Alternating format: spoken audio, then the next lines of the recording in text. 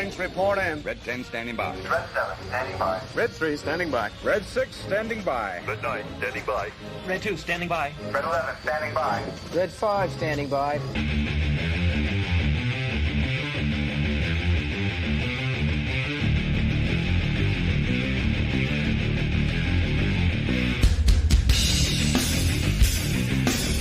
Mics are hot. I'm hot. Boy, we have late breaking news today. Sorry it took so long. I had to make a trip to the Guitar Center for no apparent reason. Once again, we are without the music. I wish we weren't, but we are. We'll figure it out. Now, producer Kyle is in the hot seat today. He's working hard. From managing mods, so be nice. He'll like drop the damn hammer on your ass. Today's going to be a very, very interesting show. Good to be back. Thank you for being so kind and so patient with me being on Simple and getting sick, man. Oh, God, that was terrible. This is the best I have felt in, like, I can't even think. Like a week and a half? When I left to go to Tim Pool's show, which is in Knoxville, Maryland, not Knoxville, Tennessee. Yeah, I thought it was Knoxville, Tennessee. All right, here we go. Men and women equal. Actually, women are better than men. What do men bring to the world? Literally nothing. Women, the vibes, just everything. Everything you know and love. If you look around the entire infrastructure of our nation, our economy, every building you walk into, the way that you are portraying your ideas and opinions is through technology and infrastructure and an economy and a nation that was not only built, but it's still maintained to this day by men. Did men allow you to have that haircut? You taking personal attacks makes me seem like the more intelligent. Okay, I understand. Validate your point, not some personal attack because Okay, you're losing the argument. Feminism stops whenever it's inconvenient for y'all. By definition, you are delusional if you cannot defend your ideas. You should go. I actually don't go to therapy. Yeah, kudos to that, young gentleman. Oh, yeah. I bet you those guys would be down to commit to you and be loyal and be in a monogamous relationship with you. You're just chasing after the boys. Valid. Damn. Valid. Yeah, the friend zone guys are usually the ones that are there to help you move. Like, they're But there if you're to, not like, physically attracted to a guy, why would you? Actually, Nick, pull up the hypergamy chart. This is why it's very important for women to have an accurate self-assessment of their own physical appearance, because if you think you're a 10, you're going to chase after guys who are exceptionally good looking, or, you know, they're NBA players, professional athletes, whatever, they have status. These men are not going to commit to you. Why? Because you're dating out of your league. You're sleeping out of your league. Oh. Women are literally driving the human race towards extinction at the moment in the biggest case of fuck around and find out the world has ever seen, by refusing to have kids because they don't like the way men treat women and they don't like the way that society treats mothers. And so they're like, you know what, instead of having kids and continuing the human race, let's just go extinct. Like, let's just all go extinct. And this isn't only happening in South Korea. I don't know if you saw that report a few weeks ago that said that for the 4th year in a row, the birth rate there was dangerously low compared to the death rate. And if that continues, you end up with loads of old people and not enough young people to support them and support the economy. And then you have fewer women in each generation and fewer of them are having kids, and then eventually you go extinct. And when they're asking women in South Korea, why are you doing this? In part they're saying they don't like men. They don't like the way that men treat them. And they're like, why would I have a kid with this idiot? Like, why would I breed from this idiot? Why would I pass this idiot's DNA on? I don't care if you say that we're going to go extinct. Like, I don't care if my uterus is all that stands between, like, us and extinction. I'm not doing it. It's not worth it for me. So I'm not going to do it. And this is happening everywhere.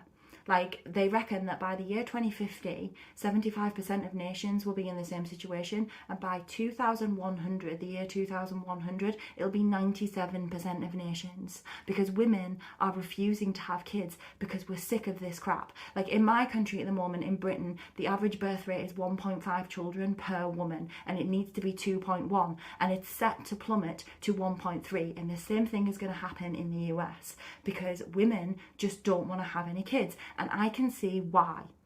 It's because forever we have been told that all we're good for is having children, but also that that's not really that important, because it still doesn't make us the default gender. It still doesn't make us the important gender. It's men who get to earn all the money and have all the fun. They're the ones who get to keep all of their leisure time. They're the ones who get to own most of the world's land and speak most of the world's words. Like, I don't think I could figure a more wrong statement than everything that's coming out of this bitch's mouth right now. Unbelievable. Where'd it go there? Because we're just women and mothers, and that's not that important. And so why would we do it? Craziest thing. And to finish this off, pay attention, children. Pay attention. Long-term affairs with 6 different partners. Yeah, unless he's juggling multiple phone accounts or something. Right. And some men try to do that, but I think could be very taxing.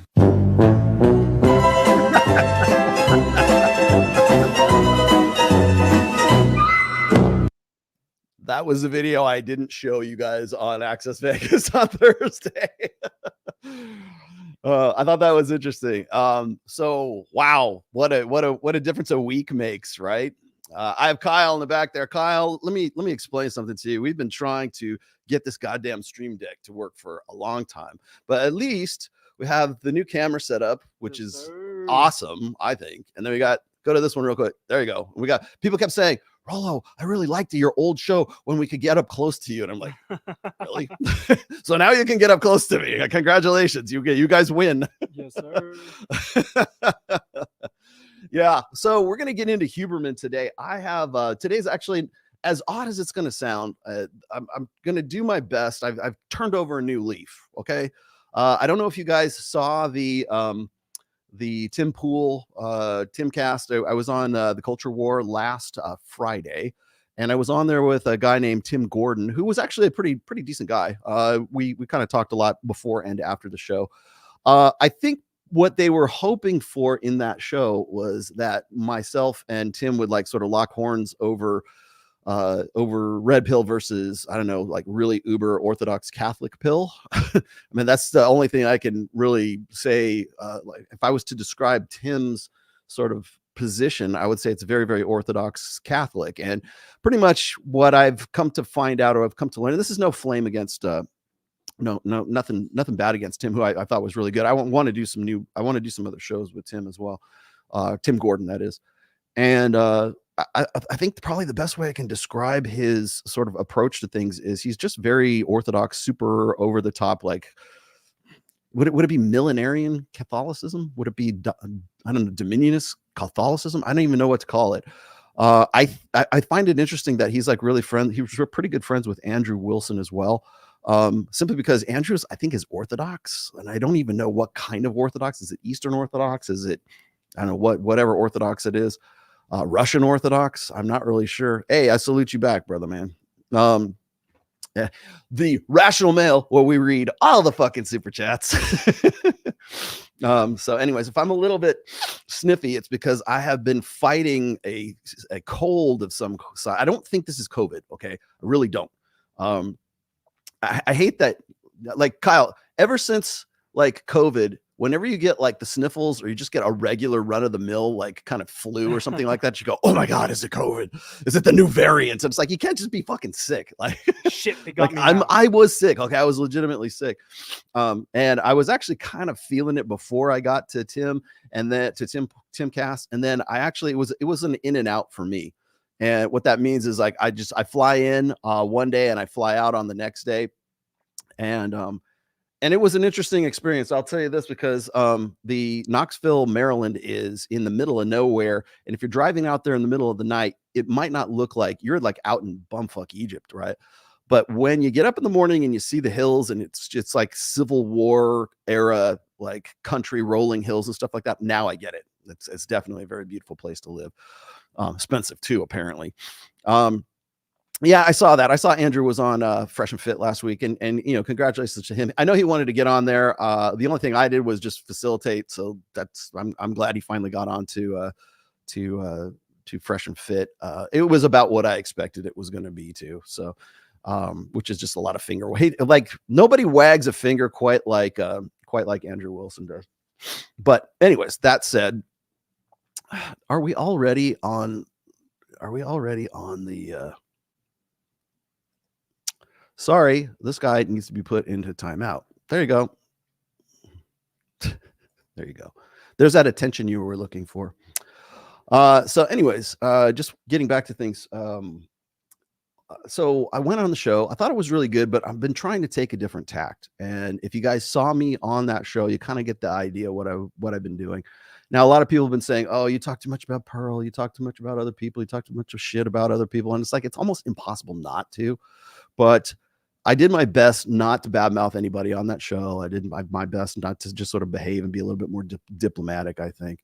And I wasn't doing it just to sort of, just to sort of back up off of everything. I'm still going to be me, but like I come to realize that my strengths are really in my writing. My strengths are really in just my ideas, and pretty much nobody can do what I do.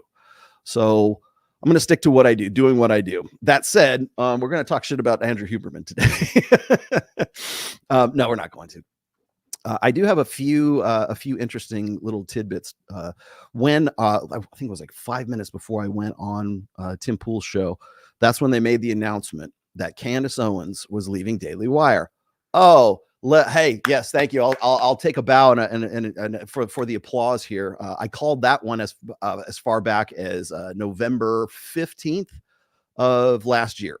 So when people kept saying, "Oh, well, what did Rollo get right? Anybody could have seen this coming." It's like, no, I actually called this back on November 15th when the original sort of back and forth between Candace Owens and Ben Shapiro was going off. And I got the news about that right before we were about to go on. And I'll tell you what's funny is when I went on, there's this, I don't know if I have this knack or something, but when I go on somebody else's show, something big always happens right before I go on somebody else's show. So I don't know if you guys remember this. You probably don't. But when I went on, I was on The Blaze in December of 2021. And I was on there with Elijah Schaefer and Sydney Watson. That's how I know Sid. And right before I went on, that's when the Jussie Smollett verdict came down, and they had to change. I stopped, I had to put the brakes on everything. They had to change the title and everything else because they know where their bread is buttered. If they put that in, throw that into the title, and they start talking about that within the first 5 minutes, well, now the show's about Jussie Smollett. It's not about Rollo Tomassi or anything else, but which is fine because I did like probably 2 or 3 different shows with them. I get it. That's how the game's played. No problem. But this time, now we go on, and it's Candace Owens has finally parted ways with the Daily Wire, which, by the way, I said was coming. I said this back in November 14th or 15th, when they were making, like, Ben Shapiro and Candace Owens were making public declarations of sort of like where they stand with, like, are you pro-Israel? It's basically, are you for the Jews or are you against the Jews, really? And when you're talking about Ben Shapiro, I think we know where Ben Shapiro lands and all of that. And then I start seeing Candace sort of making appearances. I think it was this just recently. It was back in either the end of February or the beginning of March. And she was on the show with Matt Walsh, Andrew Klavan, Jeremy Boring, and Ben Shapiro was on there. And Candace Owens was just on there just as kind of like an addendum. I don't know. She was just there just to be there. Maybe it was just to show some kind of solidarity or something. But it was just these guys, and they wanted to talk shit about the red pill. Here's why the red pill's wrong. And here's why the marriage and divorce statistics that, I don't know, James Sexton is talking about forever is not really what it ought to be. And it's just a bunch of bullshit. But I was looking there, and I think pretty much everybody picked up on this, was Candace Owens didn't look very comfortable in all of that. She was just kind of like, they're just smiling, kind of like, yeah, get me the fuck out of here. Smiling and laughing between her teeth. And I think pretty much everybody picked up on the fact that something had changed at Daily Wire at that point. Now, the other prediction I made was that Pearl Davis would end up taking her position. That has not come true yet, but hold on, wait for a little while longer. What is this? Are we going back to the Steve Deace thing again? Rollo, the Blaze's Steve Deace did an interview with Brad Wilcox, and out of the blue, Brad attacks the red pill, and Steve says the red pill right instead of guys. Do you know Brad? I know Brad only by name and his desperate efforts to in some way pray away the divorce, which, like I was going to say before, when I was on with Tim Gordon, Tim's solution to a successful marriage is to pray for 7 to 10 minutes per day. Now, I've been married for 25 and a half years, and I don't think my wife and I pray together, but we don't pray 7 minutes max. It's like there's some sort of like prerequisite for a healthy marriage if you want to if you want to keep yourself together, right? No, I get it. I understand. And I understand the faith aspects of this. Really, Henderson, please, brother man. That's enough of you. That's enough of you, brother man. It's like, you know, I love it when people like this is like their lives. Like their whole life is about, hey, thanks, some guy, much appreciated for your $200 donation. Blah blah blah. Sorry, I don't have my fucking sound effects just yet. We'll get them. We'll get them for the next one. I promise you. But yeah, it's just like okay, that's a good idea. But is it like a panacea for like, is that going to stop the divorce thing? I didn't want to bring up too many divorce statistics with Tim because I know we would, Tim Gordon, because I know we would have got lost in the weeds. And I know it would have been like, well, you know, people are happier because of X, Y, and Z. I talked a little bit about happiness as well. But just for the record, I hate to even say, you know, like, oh, I that would never work, you know, but I get the being sort of like united as a husband and wife. I get that. And if prayer does that, awesome. If that's what you're about, great. Awesome. I'm just going to point out the fact that there are other things you can do as well. I was trying to point that out, but the problem is, I think with a lot of the guys who are sort of in the orthodox ortho bros, Christ pill, whatever, like Christ is king, whatever. And today's Easter too. And I really hate to have to even like use that term. I hate to use the term Christ is king, not because I don't think it has validity, but it's like this slogan. It's like, let's go Brandon. That's what it is. Like Christ is king is just let's go Brandon. It's like, it's this bumper sticker. It's like, fucking stop it, man. Either your religion is like something that's very personal to you and something that's like, I mean, you're talking about like your existence here. Okay. So to turn it into some like, I mean, it's like McDonald's branding, you know, you deserve a break today or some shit like that. That's really what it's about. And I'm sick to death of listening to people turn it into a slogan. It's either something that's personal and something that's sort of intimate with you, between you and the creator of the fucking universe. And you're going to turn it into, and by the way, I should point this out, that it was John Zerka who popularized that. Okay. John Zerka is the one who was going on fucking Fresh and Fit. It's like, Christ is king. I'm on cocaine and Adderall, but Christ is king. I'm out. Bye. You know, all these girls are fucking whores. And I remember being on when we had John Zerka, and nothing against John Zerka. I like the guy, but it's professional wrestling. And if your religion turns into professional wrestling, God help you. And that's the thing that's getting me right now, because the whole thing about like Candace Owens coming down on one side, and then there's the pro-Israel side, and then there's the Christ is king side. And if you want to talk about like Tim Pool's been talking about how really since 2019, I think, how we're headed for a civil war. And what's that movie, Kyle? What's that movie that's coming out? That's like, is it called Civil War? Yeah, it's literally called Civil War. Yeah, it's supposed to be coming. Conveniently coming out. What, like in election cycle? September? Yeah, right at the end. All these movies, like if it's Dinesh D'Souza's movie, his documentary, it always comes out like a month before, like November, like just coincidentally. No, this is planned shit, right? But I'll tell you this: is if there is a civil war, it's not going to be against liberals versus progressives, man. It's going to be conservative, or excuse me, progressives versus conservatives. It's going to be conservatives versus conservatives. That's where this shit goes. So it's going to be like, you're the pro-Israel lobby, you're that side of conservatism, or you're the Christ is king side of conservatism. And that's really where the fight and that civil, you want a civil war, that's going to be a civil war. That ain't going to be like, at least they can agree against, you know, liberal, lefty, wokesy, progressivists. Got it. Oh, they're all feminists. Okay, well, we've got that. The real conflict right now is going to be between those two. And the reason I'm saying that is because this just in, Candace Owens, where is it? A leak just came out, and I just saw this. Was this morning? Oh, this is just a day ago, I think. Let's see if I can pull this up. Sorry, this is from a guy that blocked me. I had to get in on a different account. Candace Owens Daily Wire email leak. I'm just going to read it to you. This was the email sent to employees at the Daily Wire informing them of the impromptu town hall Jeremy Boring, CEO, had organized. Employees were told not to bring cell phones to the meeting and that independent contractors would not be allowed to attend. At the town hall, Daily Wire leadership attempted to smear Owens as an anti-Semite in front of their employees just to justify her firing. And then basically they showed like this email. By the way, I don't know if this is legit. I'm a graphic designer and I could have very easily have created this thing myself. So whether it's legit or it's not, I don't know.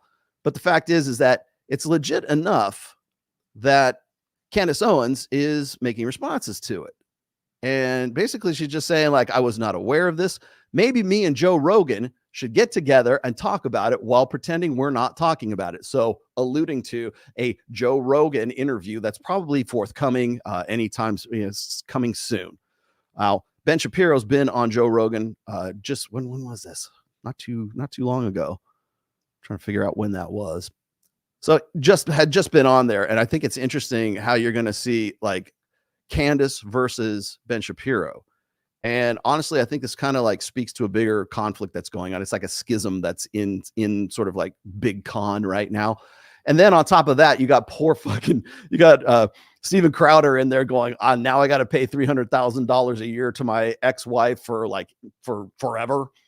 And she's wrapped up with, of course, Lauren Southern. She's wrapped up with Candace Owens. She's wrapped up in all this stuff. And we're looking at definitely some red pill, goings on underneath all of this, especially with Crowder.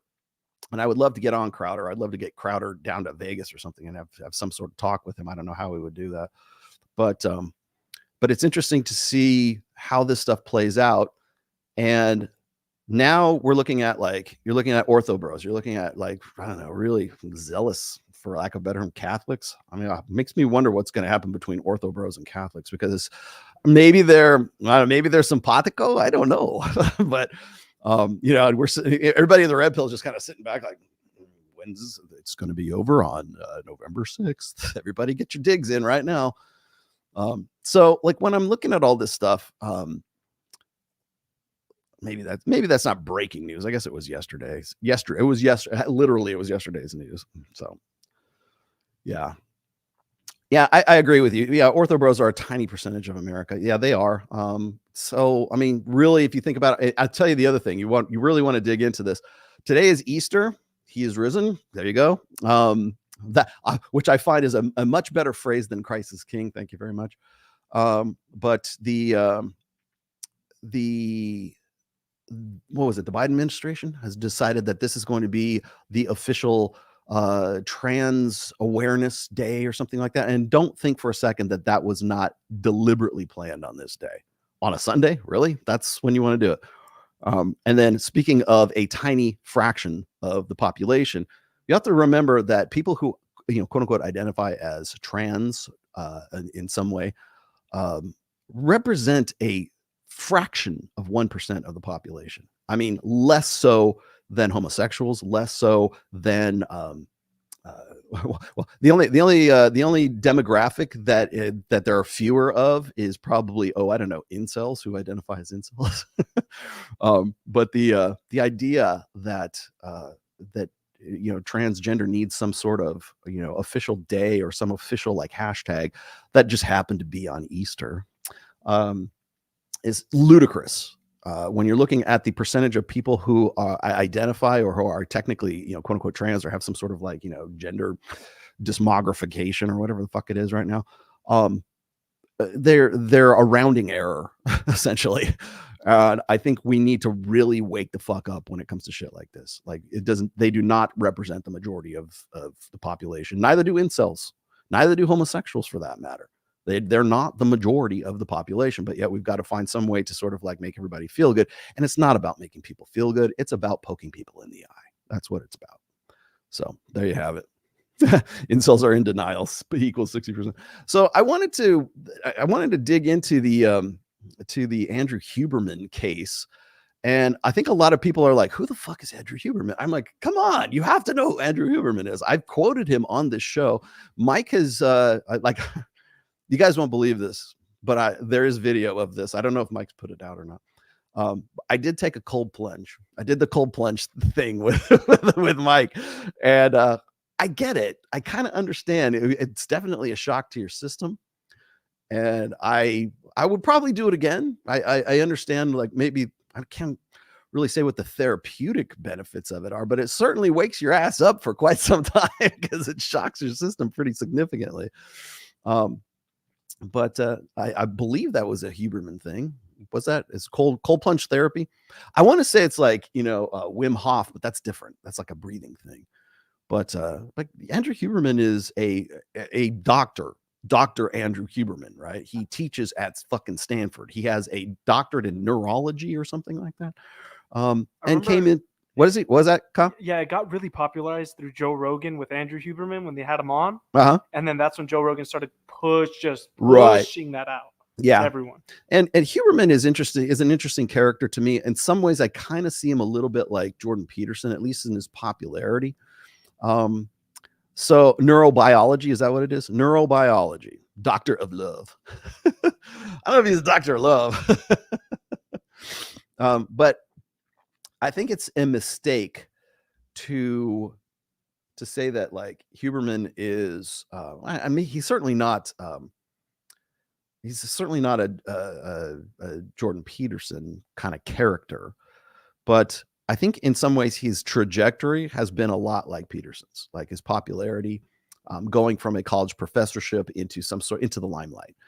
And I wanted to talk about that today because a lot of what's happening to Huberman right now, there's a lot of red pill lessons to learn in that. And yes, we're going to get down to brass tacks today. I'm going to talk about Huberman. I'm going to talk about the fact that Huberman is, like, I think he's getting railroaded, to be honest with you. And this is, and yes, I will be defending Andrew Huberman, not unlike damn near everybody else, but I think I'm going to have a little bit different tact on it. Now, he did fuck up.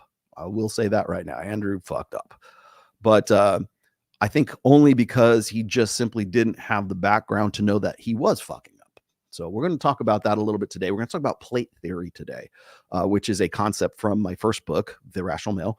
We're going to talk about Iron Rule of Tomassi number 3, because that also coincides, I think, with a lot of what's going on with Andrew Huberman. What's Iron Rule of Tomassi number 3? That is, anytime a woman makes you wait for sex, the sex is never worth the wait.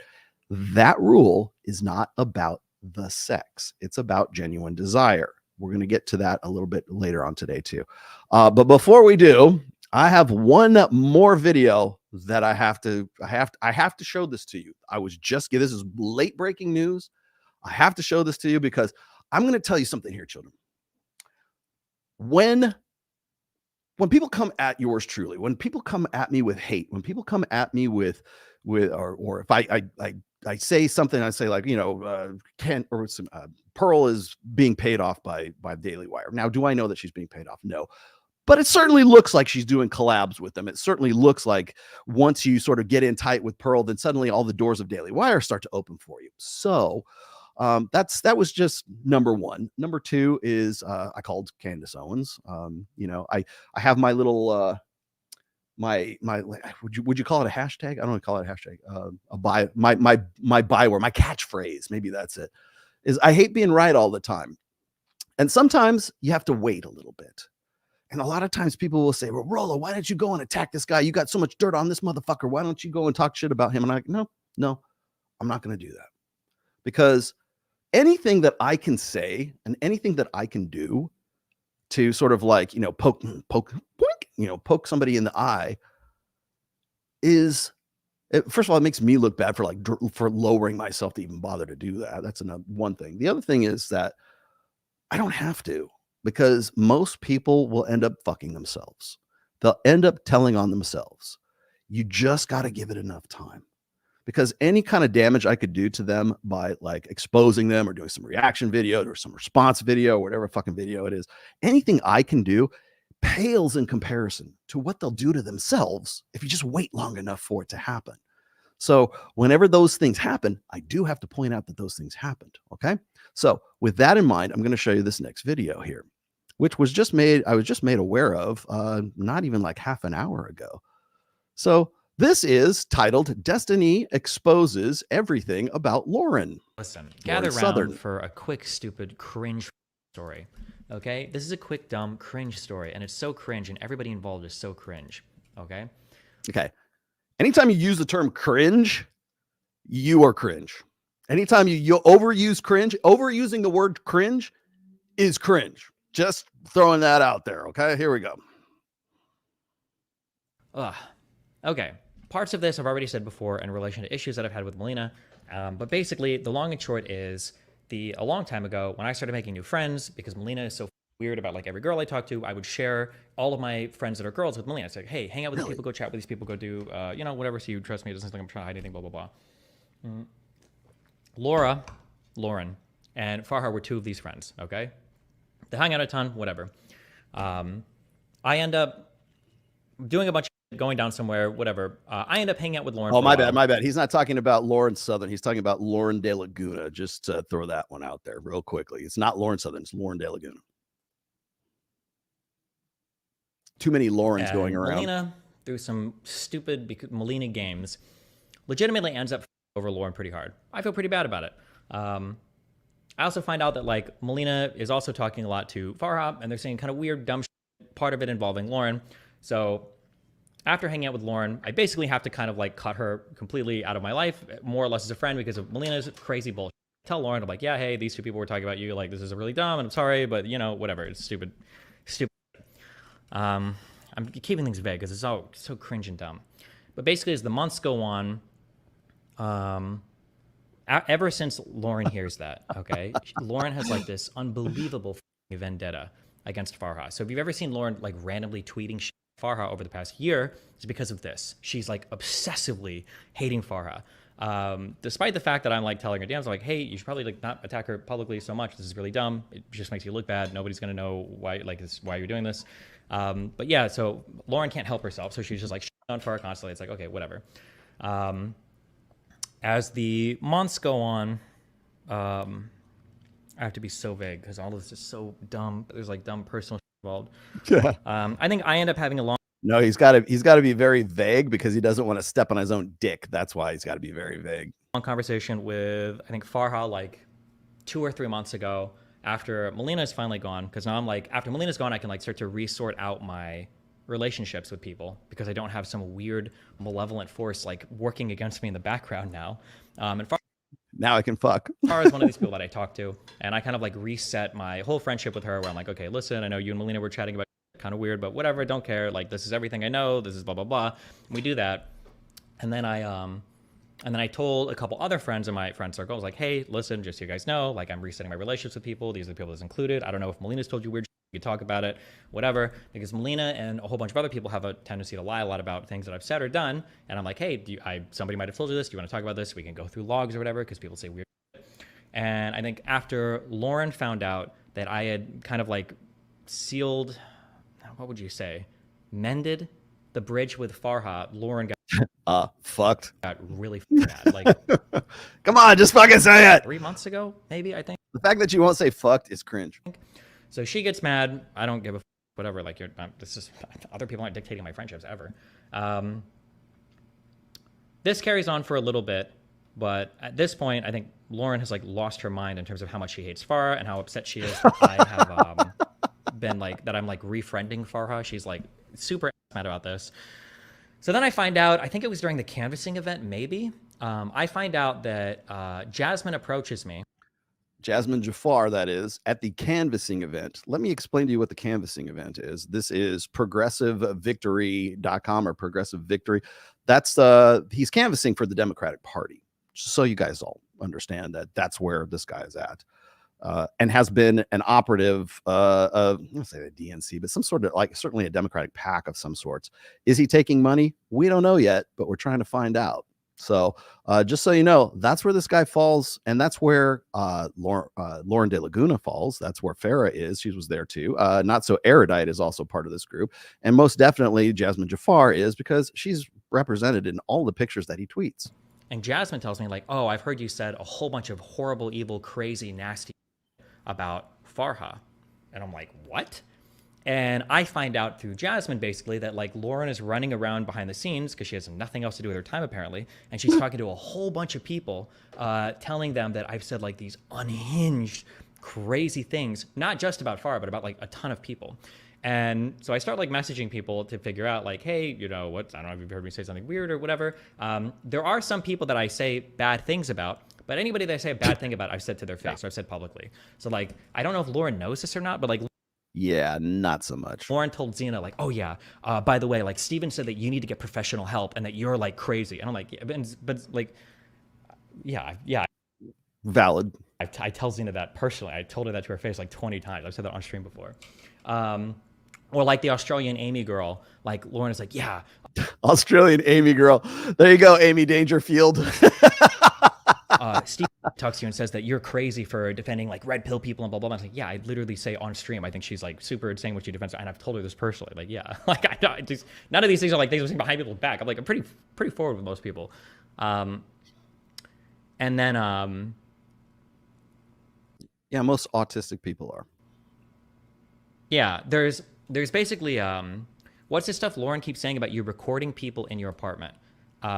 So when Lauren says that over and over again, she's referring to one conversation that I recorded between me and somebody else that had to do with a lot of Melina stuff.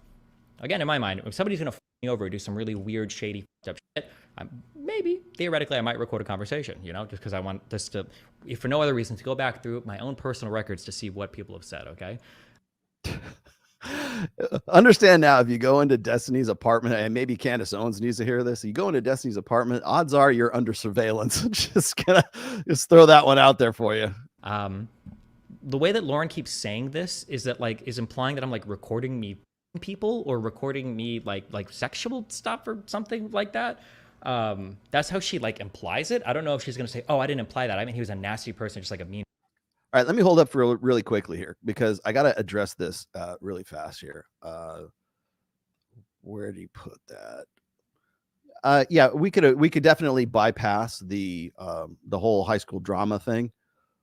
Yeah, I get that, and that's what this sounds like. But bear with me. There's actually a point to all of this because everything that he's talking about right now translates into what happened with Andrew Huberman.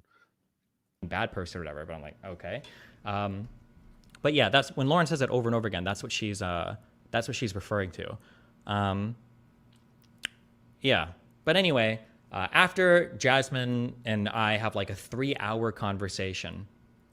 Yes, very. And I feel like I've cleared the air on most stuff. There were two other times where. Actually, let's pull that out there. Like these. People want to say these are like. What are they? Elton John glasses? Are they? I can't. Jeez, these are like red and like they throw your vision all out of whack if you're not like outside. Okay, so what are we learning from all of this? Am I tired of this? Yes, I'm absolutely fucking bored to fucking tears of this shit. But the reason why I'm getting into this is because it relates a lot to what's going on with what Andrew Huberman has been going through, and I'll explain to you what that means here. What happens is you get guys who are unused to female nature getting sort of catapulted into a category of guys who maybe they get laid because of either fame or they maybe because they're networking or because they have access. Not unlike a Harvey Weinstein kind of thing, although it's not like intentional. It's just sort of the guy just falls into it and is not really prepared for shit like this. Okay. Ergo, you're going to start recording people in your fucking apartment. You're going to like, that's a red pill 101, right?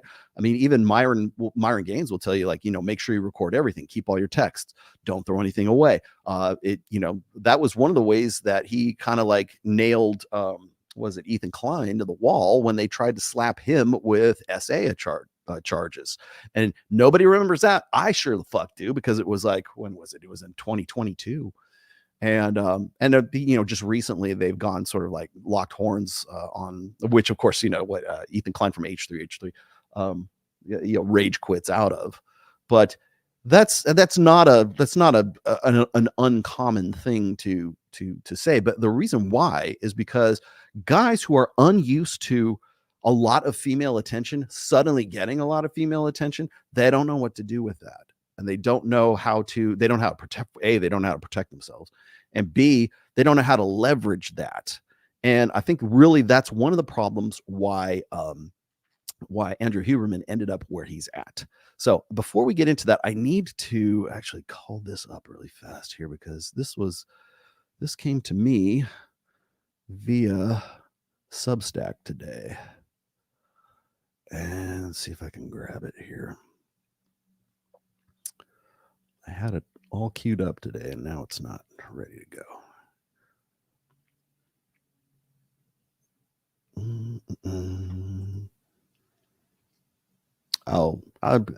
I'll read this to you, but I think maybe I'm just going to I don't know if I need to really show this on screen.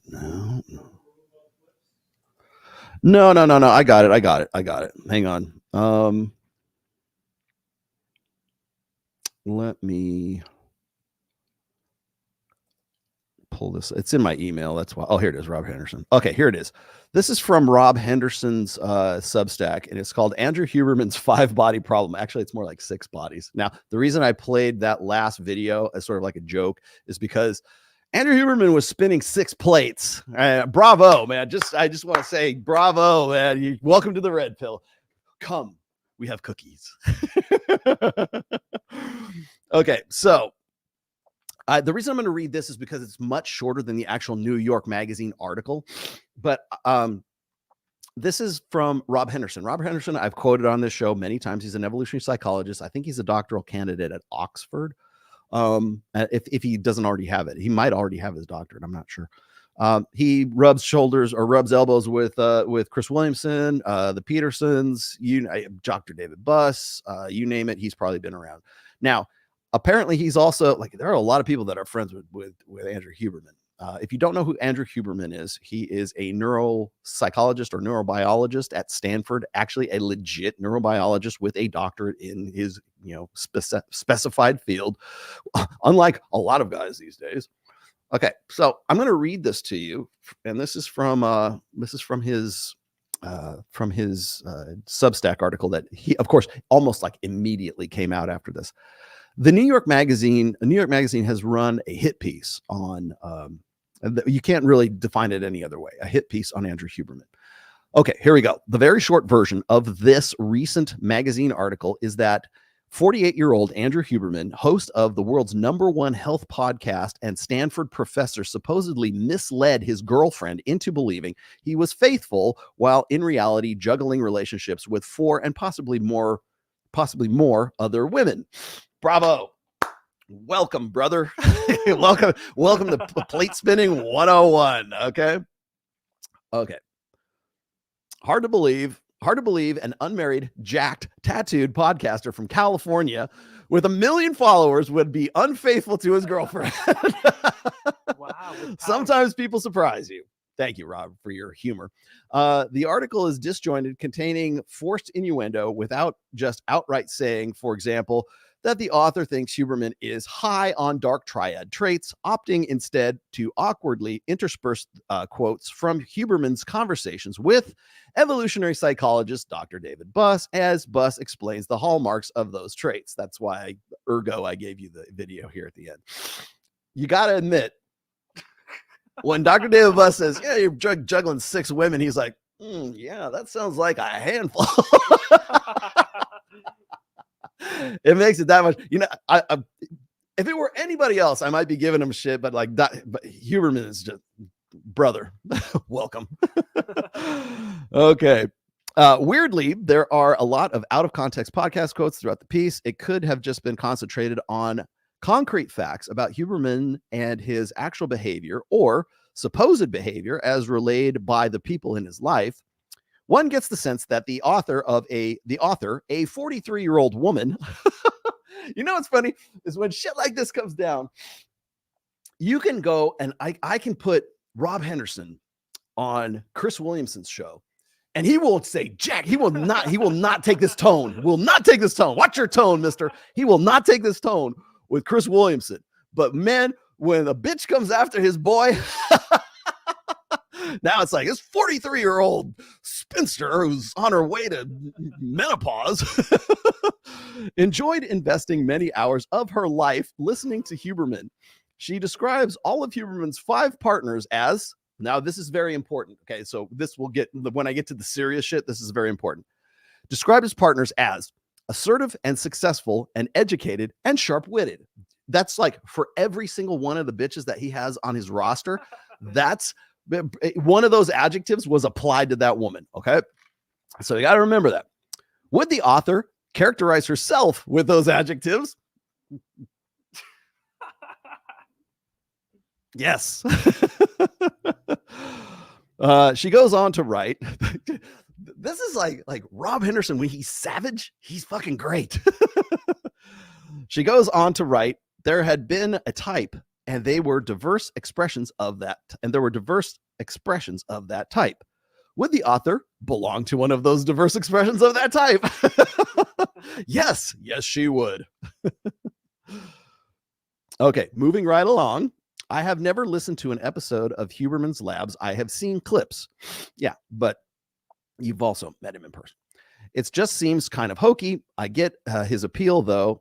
Based on what I've seen, I suspect many of his recommendations work because of the placebo effect. But the placebo effect is real. It works. In the same way that name brand aspirin often is more effective than the generic kind because people believe it will work better. The same exact health advice is probably more psychologically effective if it comes from a name brand academic, a Stanford professor, for instance, than from anyone else. Now, I only halfway agree with that. Maybe it's just because he's not familiar enough with Huberman Labs, his podcast. Maybe some of it is a little bit kind of like far-fetched, but a lot of it is not, especially when he talks about sunlight and he talks about sleep. And the thing that gets me, and I'm going to quote Aaron Clary here because who is not gay. I'm going to quote Aaron Clary here. Is like common sense has become so fucking rare that you can monetize it. You can commodify common sense today. That's really all Cappy does is just like use your fucking head, right? And he makes money off of telling kids to fucking use their heads, right? Be a minimalist, save your money. Don't be an idiot, tie your fucking shoes, right? That kind of shit. If you could make a podcast teaching kids how to tie their fucking shoes and make their bed, as maybe, I don't know, Jordan Peterson has done, like very simple, stupid shit, and you make money off of it, well, that doesn't say that's not a hit on Peterson or Huberman or Cappy or whoever's like saying that stuff. That's a hit on you. That's a hit on like the fact that like Zoomers and whoever don't know how to tie their shoes. They don't know how to make their fucking bed, right? Whatever it is. So if it's monetizable, if something that would be common sense is monetizable, that says more about the society that makes it monetizable than the people who are drawing attention to it. So whether or not Huberman is like, duh, that anybody knows that, doesn't matter. He's got 1 million plus, sub podcasts, is making a good chunk of change, not just off of being he probably makes more money off of being Andrew Huberman than he does off of being a quote unquote Stanford professor, which, by the way, I can most definitely say Dr. Jordan Peterson has made a shit ton of money more as Dr. Jordan Peterson than he does as, like a obscure professor at Ontario University or Toronto, wherever he was from. Okay, let's continue. Excuse me. The article claims that Huberman was cheating on his long-term girlfriend while telling her he wanted children and while he agreed that she should go IVF, in vitro fertilization, while simultaneously leading a bunch of other women on. Huberman obviously comes out of this looking the worst, but the 5 women who failed to see through this deceit don't exactly come out looking great. Let's remember they were brilliant, assertive, empowered, intelligent. Remember, every last one of these women were described as what? Let's see if I can get this again. Assertive, successful, educated, and sharp-witted. Really. Again, that says more about the chicks than it does about Huberman. Okay. The article describes the women as willing to have unprotected sex because they didn't think the jacked, tattooed podcaster with 1 million followers, who, at least according to the article, was flighty and unresponsive, was cheating. Again, the women are all described as educated and smart. All of that brain power couldn't figure out an 8-piece jigsaw puzzle? Fucking Rob Henderson is savage. Rob Henderson is red pill. He just doesn't want to say he is. Trust me. When all this shit is over after November 6th, trust me, Rob Henderson, come on this show. I would love to. I would be the most entertaining show you've ever been on. I guarantee you. Come to Vegas, my friend. We want you. I'm building you up. I'm building up Steve Stewart Williams. I'm building up Rob Henderson. Hell, I'll build up Mac and Murphy. Come on out, man. Alex from Date Psych, okay, come on out too. You're invited too. We'll build you all up here because I will guarantee you at some point you will be red pill. Every last one of these guys you will be red pill one way or the other. You will see the fucking code in the matrix. You will see what happens after your boy Andrew Huberman gets run up the flagpole by New York Magazine and some 43-year-old feminist bitch. Guaranteed. And then suddenly, oh, maybe those red pill guys have something really real and legitimate to say. Yeah, we know. The only thing is you have to go through that crisis. You have to go through that trauma. And maybe it's your boy getting run up. Maybe it's you getting run up. However it happens, you will be eventually red pilled at some point. It might not be now. It might not be later, but it's going to happen at some point. So just keep that in mind because honestly, I think this whole situation with Huberman is red pill. I hate to use it as a verb, but it is sort of making men more red pill aware. How's that? Okay. So let's see. Surely he couldn't be cheating. Come on, be serious. So much of this article echoes the West Elm Caleb saga. Do you guys remember that? From about 2 years ago. A bunch of women in New York City discovered a guy they met on the apps, dating apps, was simultaneously sleeping with all of them. Many of these women were outraged, leading to public venting on TikTok. Let me also present something else to you for your public consumption here. There's a reason why The Bachelor and The Bachelorette, The Bachelor is in its 29th fucking season. Okay? It's because there's one dude and a shit ton of women. Okay? The Bachelor. One dude and a lot of chicks. Where women compete. Women compete for that dude. Okay. But when Andrew Huberman is the fucking Bachelor, no, he's a son of a bitch. Ladies, just pointing out that hypocrisy. Sometimes you got to do it. All right. It also reminds me of the coverage of the private online groups we called Are We Dating the Same Guy? We mentioned this on Access Vegas on Thursday. If you want to go and rewind the tape a little bit there. I mean, of course you're all dating the same guy or the same subset of guys. You're understandably drawn to certain attributes. Other women are drawn to those same attributes, right? They flock to the guys with those attributes. Well, let's see. Andrew Huberman, let's halt here for a moment. Andrew Huberman was he 40? How old is he now? Is he 48 or 49? I'll find it right now. 48 or 49. I know he's this side of 50. Jacked, definitely. Is he on TRT? I don't know. I'm pretty sure he is. I think he probably is. Is he on gear? He's 48 years old. How much? 48 years old. 48 years old. A doctor at fucking Stanford. He's 6'1". 6'1". Damn. 6'1". What else? Give it to me. Give me the details. Okay, what else do you want to know? Stanford educated. How many degrees does he have? Does he have just the doctorate in neurobiology? He has his PhD in neuroscience in 2004 from UC Davis. Let's see what else he has. Postdoctoral training in neuroscience at Stanford University under Ben Morris from 2006 to 2011. Let's see what else. That's good enough. Let's just say Andrew Huberman is a high value male. Can we say that? Can we honestly say that he is a high value motherfucker? Okay. Now, prior to him going on Joe Rogan and being catapulted into the public eye, he was still probably a pretty high value dude, right? Now, granted, the dudes went to UC Davis, so he's in Northern California, not the most conservative area of California, let me tell you. So probably came up through, I don't know. There's Silicon Valley is this weird combination of like tech gurus and like, ex hippies, and we're all going to drop ayahuasca, and we're all. It's very I don't say wokesy, but very a liberal-ish culture for sure. But remember, I have to back that off a little bit because that, like, if you're talking about Davis, UC Davis, it's still a private college, right? Stanford is very expensive, high profile, prestigious college. So there's a lot of money there to begin with. So there's a difference between like sort of liberal wokesy progressives who like you meet every day at Starbucks. And then there's the people who drive, you know, very expensive fucking cars, and they're wokesies as well. And they're liberal. So there's a big difference between those two. So bear that in mind, because I'm fairly sure that Andrew Huberman is dating the latter demographic, not the former demographic of women like that. So you got this guy who's like very, very health conscious, granola cruncher, maybe not him, but like girls like in that demographic. You're looking at a guy he's into biohacking for sure.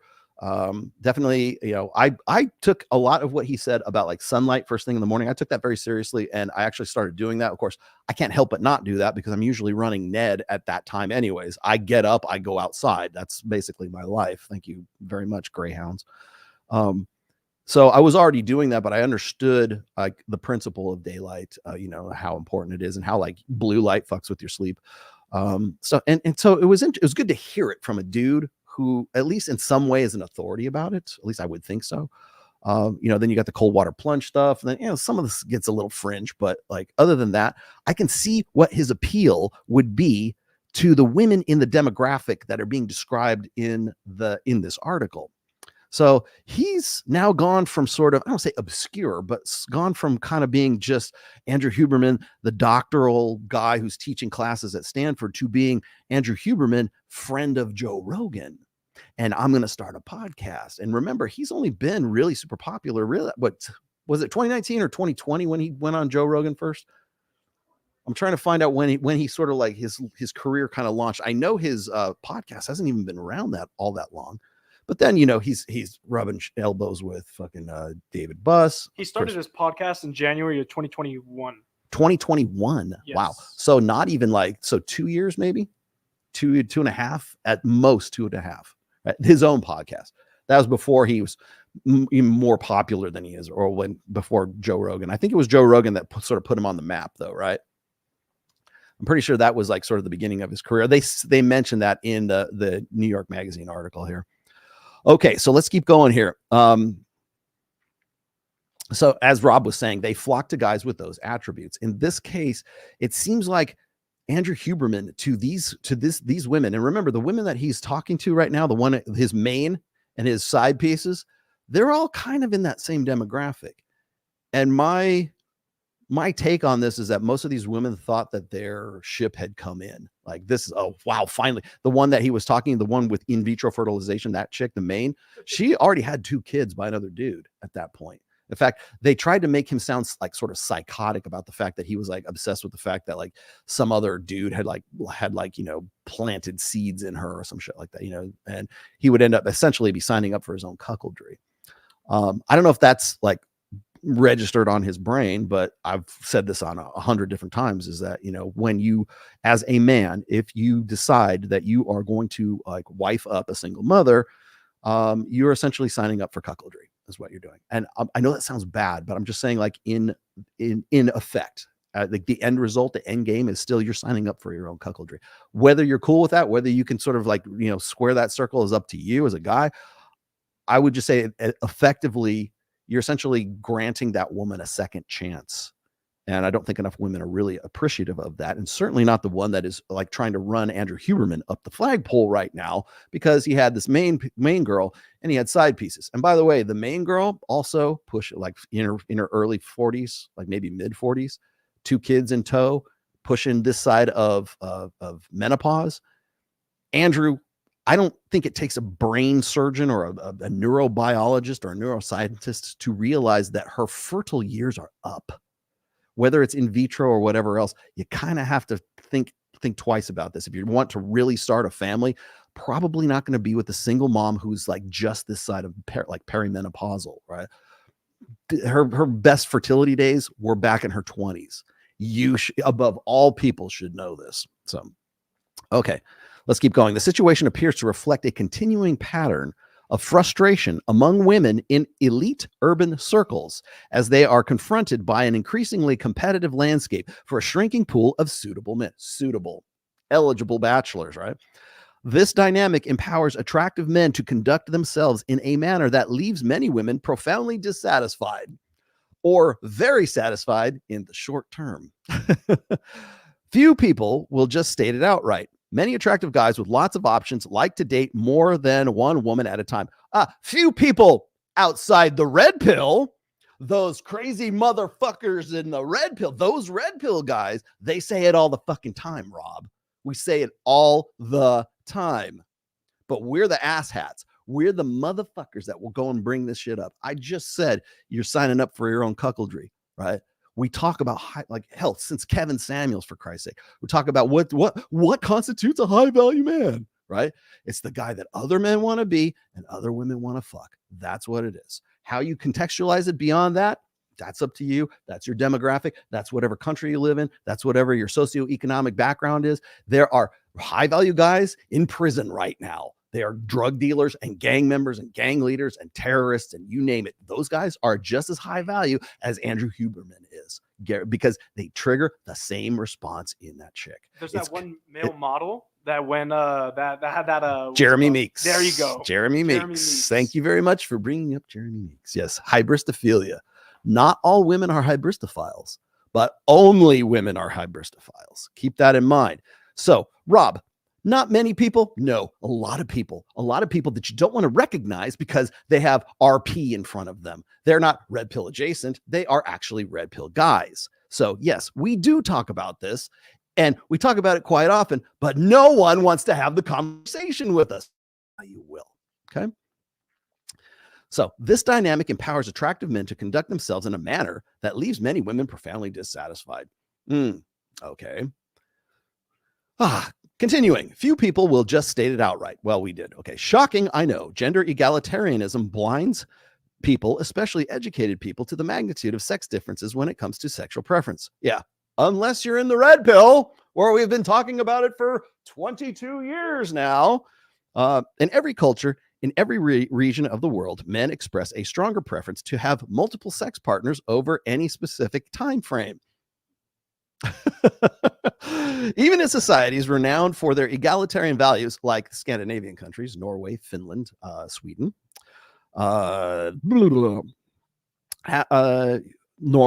example, when the Norwegians are asked how many partners they'd like to have over the next 30 years, women say 5, men say 25. Okay.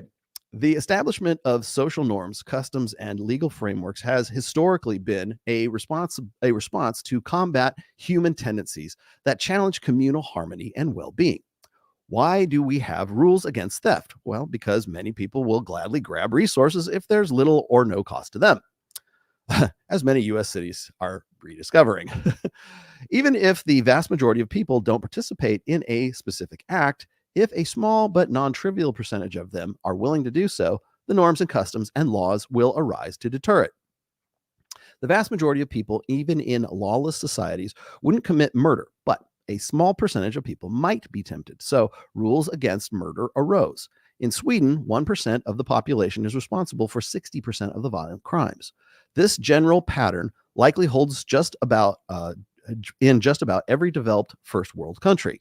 That's with laws. Without laws, maybe instead of 1%, the population inflicts lots of violence, it would be 2%. Cutting violent crime by half is good, so societies have laws. Rules around commitment, monogamy, devotion, and so on arose to combat promiscuity. Social expectations around commitment and monogamy arose to regulate sexual behavior. Well, I have a different take on that, but we'll continue. We'll let Rob continue here. Okay. Those rules have, to a large effect, fallen by the wayside. It is evident now we live in a landscape where practices around relationships are increasingly fluid. Now, where have you heard that before, children? This guy.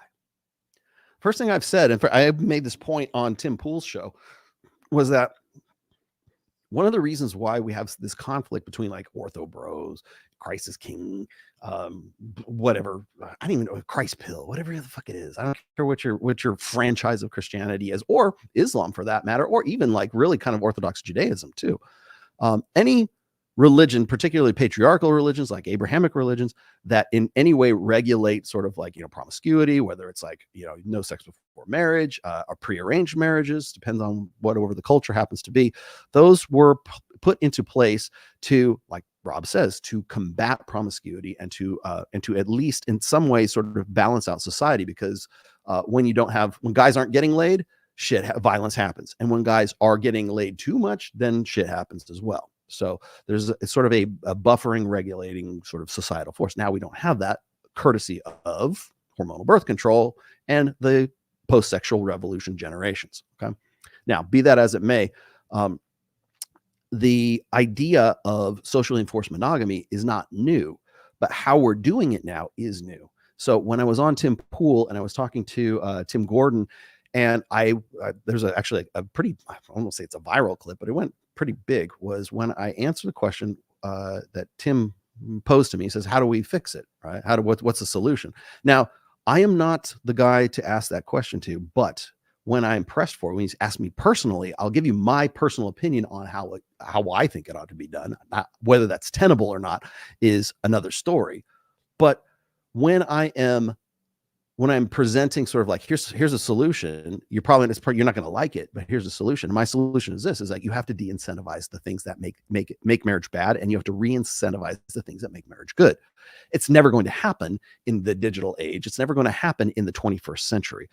And so as a result, really since the rise of social media, really since the rise of, mass media communication, especially digital mass media communication, like the internet, we have had to fundamentally reassess our ideas about some pretty basic shit that up through the 20th century was pretty much a given.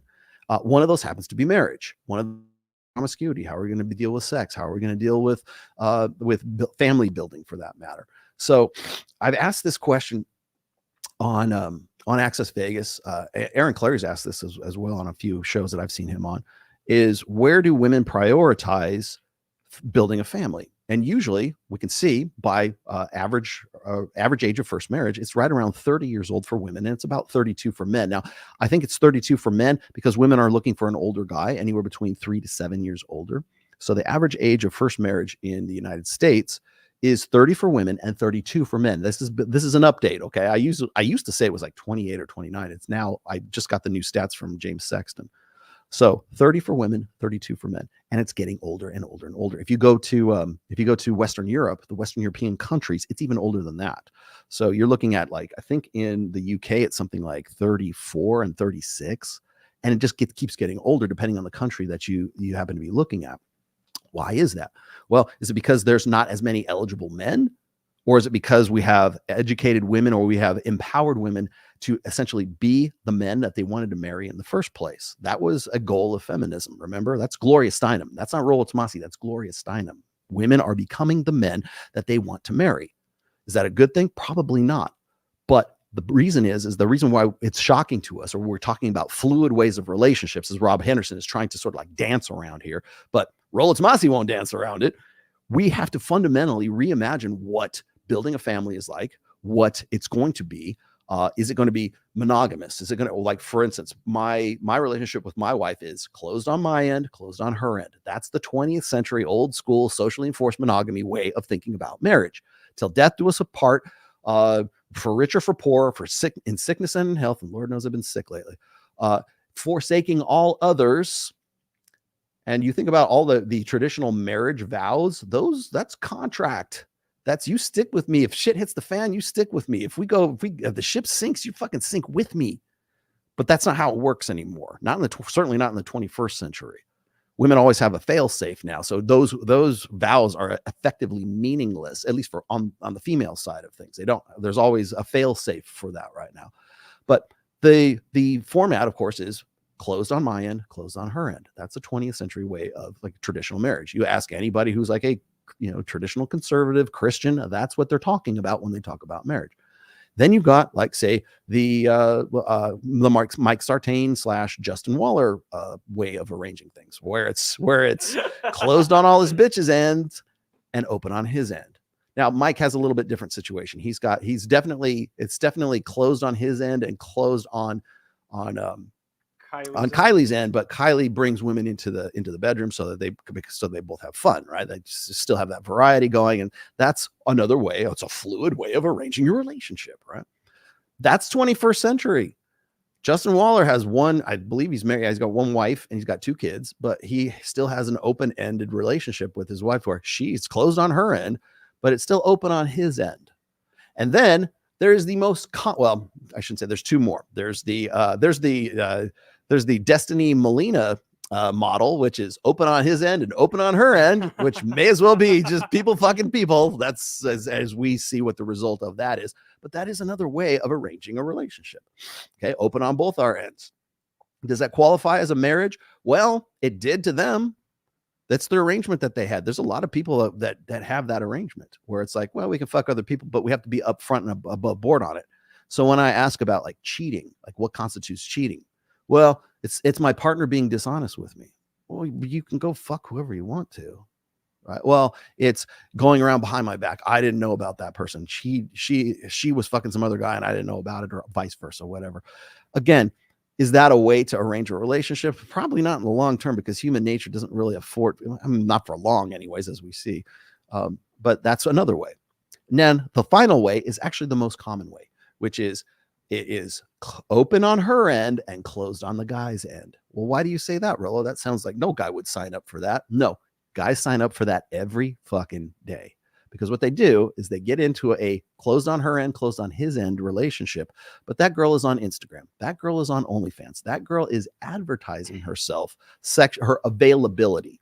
She's advertising her sexual availability and her sexuality on whether it's her job or it's not. She's advertising her sexual availability on Instagram, on social media, on OnlyFans, on whatever, name the media form. Okay. And women feel entitled to the fact that they can go and still be sexy and still post, bikini shots and show their ass and not show their boyfriend whatsoever, right? Unless it's like the soft launch thing. The soft launch only exists because of that situation. So you've got a guy who thinks he has exclusive access to his wife's ass or his girlfriend's ass, and she's still selling it on OnlyFans. Well, what do we call that guy? If he has a problem with that, we call him insecure. We say, oh, he has a problem with that. Okay, well, he's just, there's something wrong with that dude. Well, there's actually nothing wrong with that dude, because that guy has a possessiveness, wanting to know that the babies that come out of that woman are his babies. That's biological. That's evolutionary. So, but that is actually the most common form of relationships today, because guys believing that they have a closed relationship on both sides, but that woman is still advertising. Because when it comes to sexual strategies, men are the pitchmen. They're the guys who are selling themselves. They're the ones who have to qualify. They're the ones who have to earn the pussy, right? They have to earn that woman's intimacy. They have to earn that woman's respect. They have to earn that woman's love, comfort, fuckability. They have to earn the pussy, right? They have to pitch themselves. They're the salesmen. Women are the advertisers. All they have to do is advertise. And it's never been easier to advertise today. Okay. But if that guy and that woman get together in a monogamous relationship, what that agreement usually on the 20th century model is closed on his end, closed on her end. So that woman then has to stop advertising while that man has to stop pitching. Well, when the guy says, okay, I'm going to stop pitching. I'm not going to go hit on the waitress. I'm not going to go hit on the bartender. I'm not going to go hit on that cute girl at the bikini contest because I am with you. I can't pitch anymore, because if I do, then I'm cheating. Then there's something wrong with me. If I am spinning multiple plates, what it's saying is I can't spin any more plates because I'm only with you. But yet that woman on the other side is still advertising, even though she is still saying, no, I'm with you. I'm not with anybody else. But her business, maybe it's OnlyFans, maybe it's being an influencer, maybe it's just simply posting pictures of her hot ass on Instagram because she doesn't want to put your picture on there because she doesn't want to lose market share for whatever reason. Maybe she's got an endorsement. Maybe she makes money that way. Who knows? But she still has to advertise her sexuality and advertise her sexual availability. She can still advertise, but you can no longer pitch. That is the most common form of relationships today. Guaranteed. So we're trying to find some way to square the circle of closed versus closed, closed versus open on his, or closed on her end, open on his end, open, Destiny, or the most common, like I said, which is closed on his end and open on her end, at least in the sense that she can advertise. We're still trying to settle that out and try to figure those things out. If you want to know where the incentives lie for marriage, you want to know why I'm having the conversation with like Tim Pool and Tim Gordon and God knows whoever else, the ortho bros. The problem is it's not the red pill. It's the fact that people are aware of this now. It's unignorable.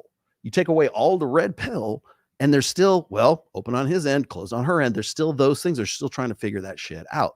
You can say, well, we all need to go reject modernism and get back to I don't know, tribalism, get back to traditionalism and stuff like that. Well, that's great. But the problem is those old models don't work in the 21st century because we have access to more awareness of what's really going on as far as the sexual marketplace is concerned.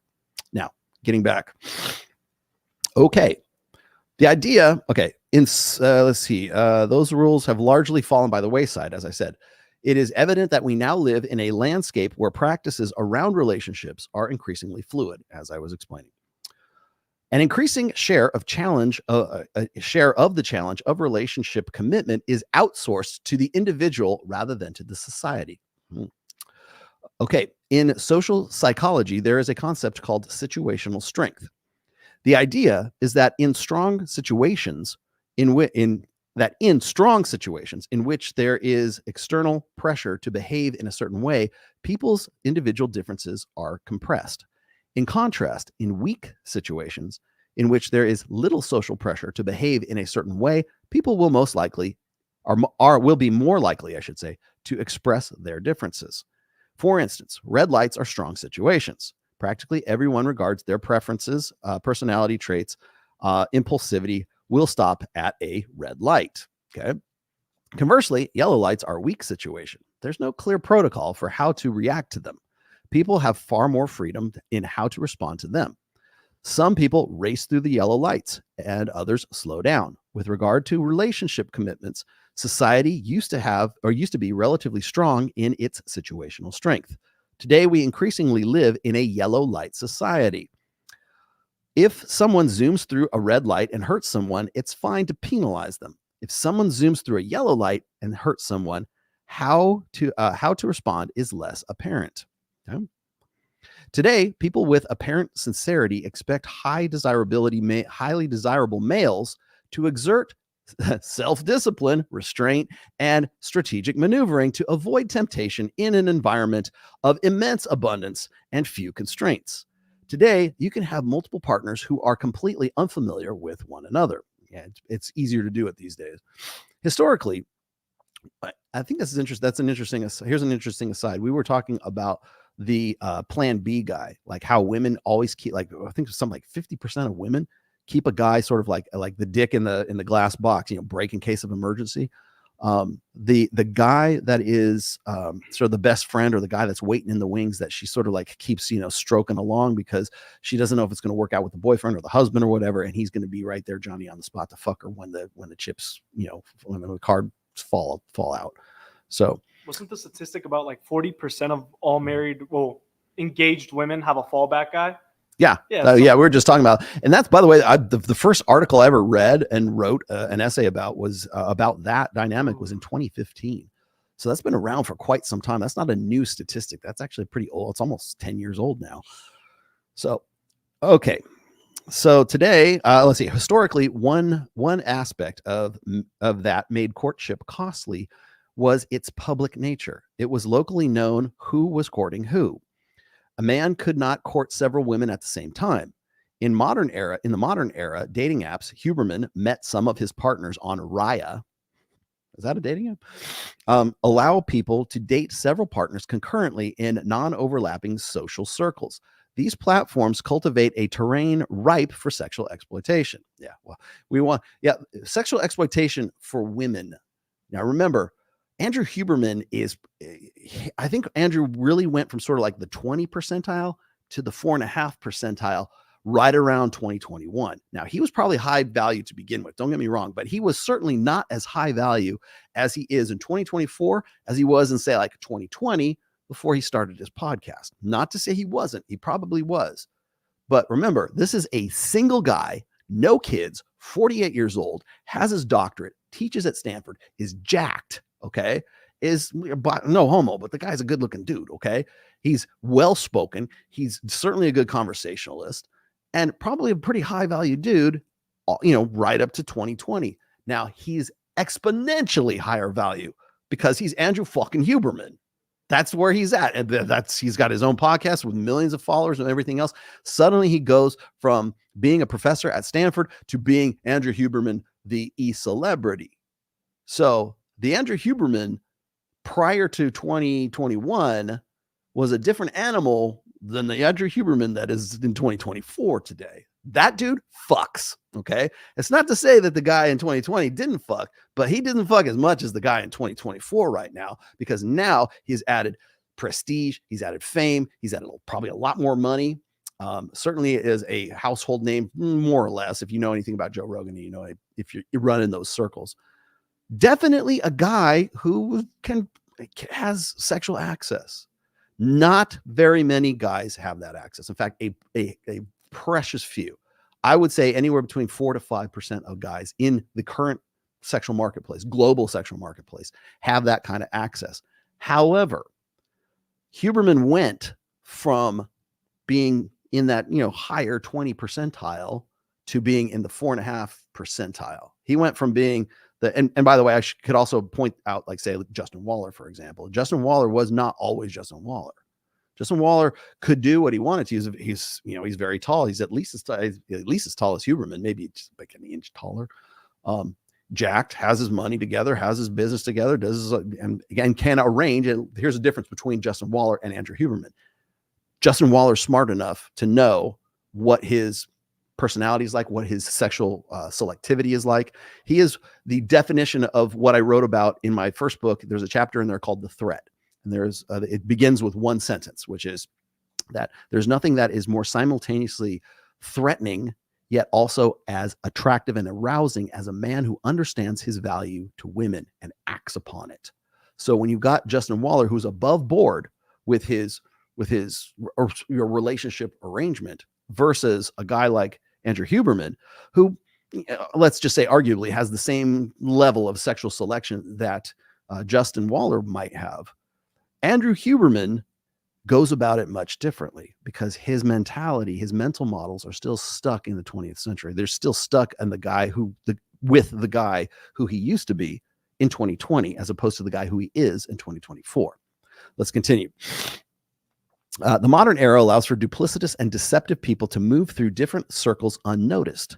Interestingly, social media is bringing back gossip and reputation and other methods for attacking reputation. You can still be an anonymous rogue, but it's becoming harder. Yeah, because you got apps like, are we dating the same guy? Right?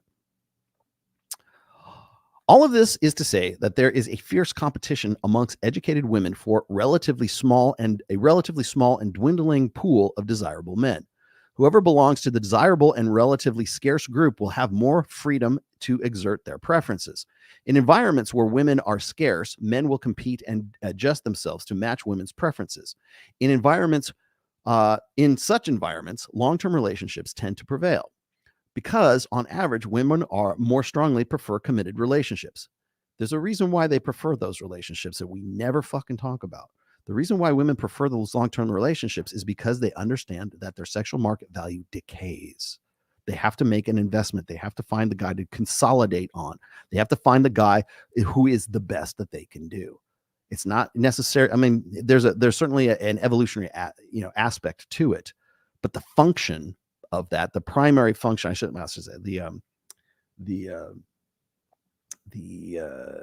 proximate function, the proximate goal of that is not long-term security. It's not such long-term security, although that's the ultimate goal of it.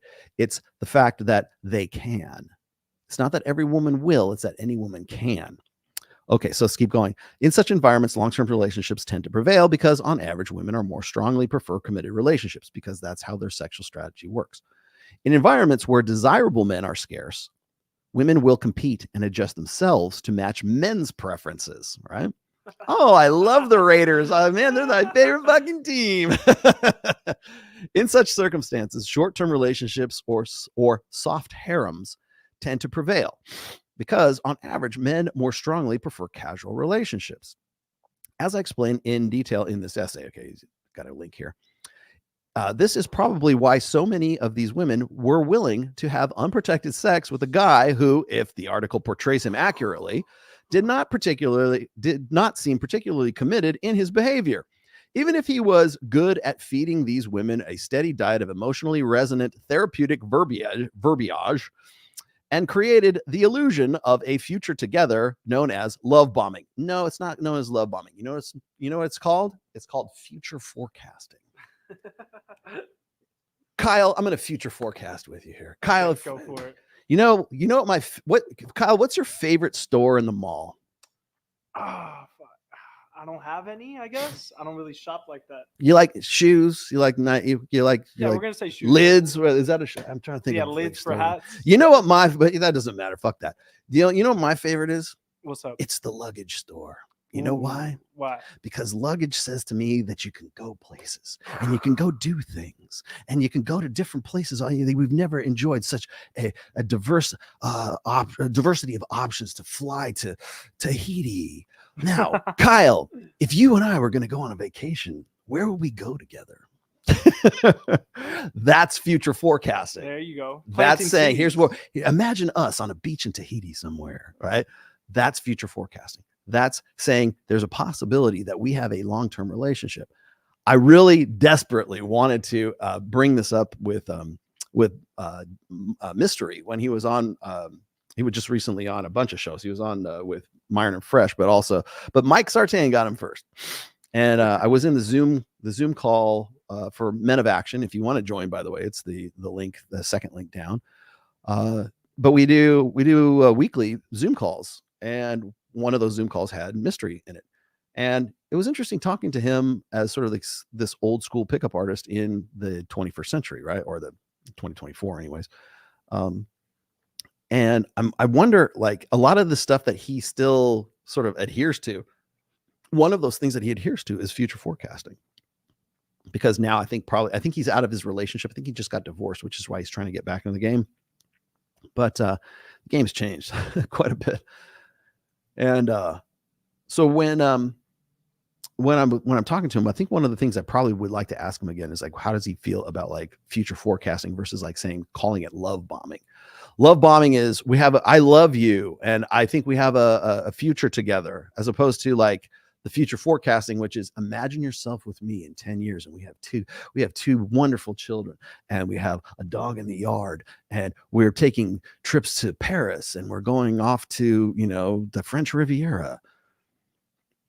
Men with lots of sexual partners also tend to experience a sharp decline in how sexually attractive they find their partner immediately after sex, whereas neither men with fewer partners nor women show this decline. In societies with essentially guys who don't fuck, they tend to like keep their attraction because their options are limited. Women's options, when they're limited, same thing. It's not hard. Like, the thing that gets me is like, when Rob Henderson throws this stuff out there, and he has to right now because of everything that Andrew Huberman's going through, he has to sort of like really dance around like topics that we've been talking about in the Red Pill for like, in some cases, 20 fucking years. So yeah, this is nothing new. In societies with permissive relationship norms, this tends to exacerbate the issue of desirable men leaving women feeling unsatisfied. Well, that's because those men won't conform to the gynocentric norm of taking care of her fucking needs before taking care of your needs.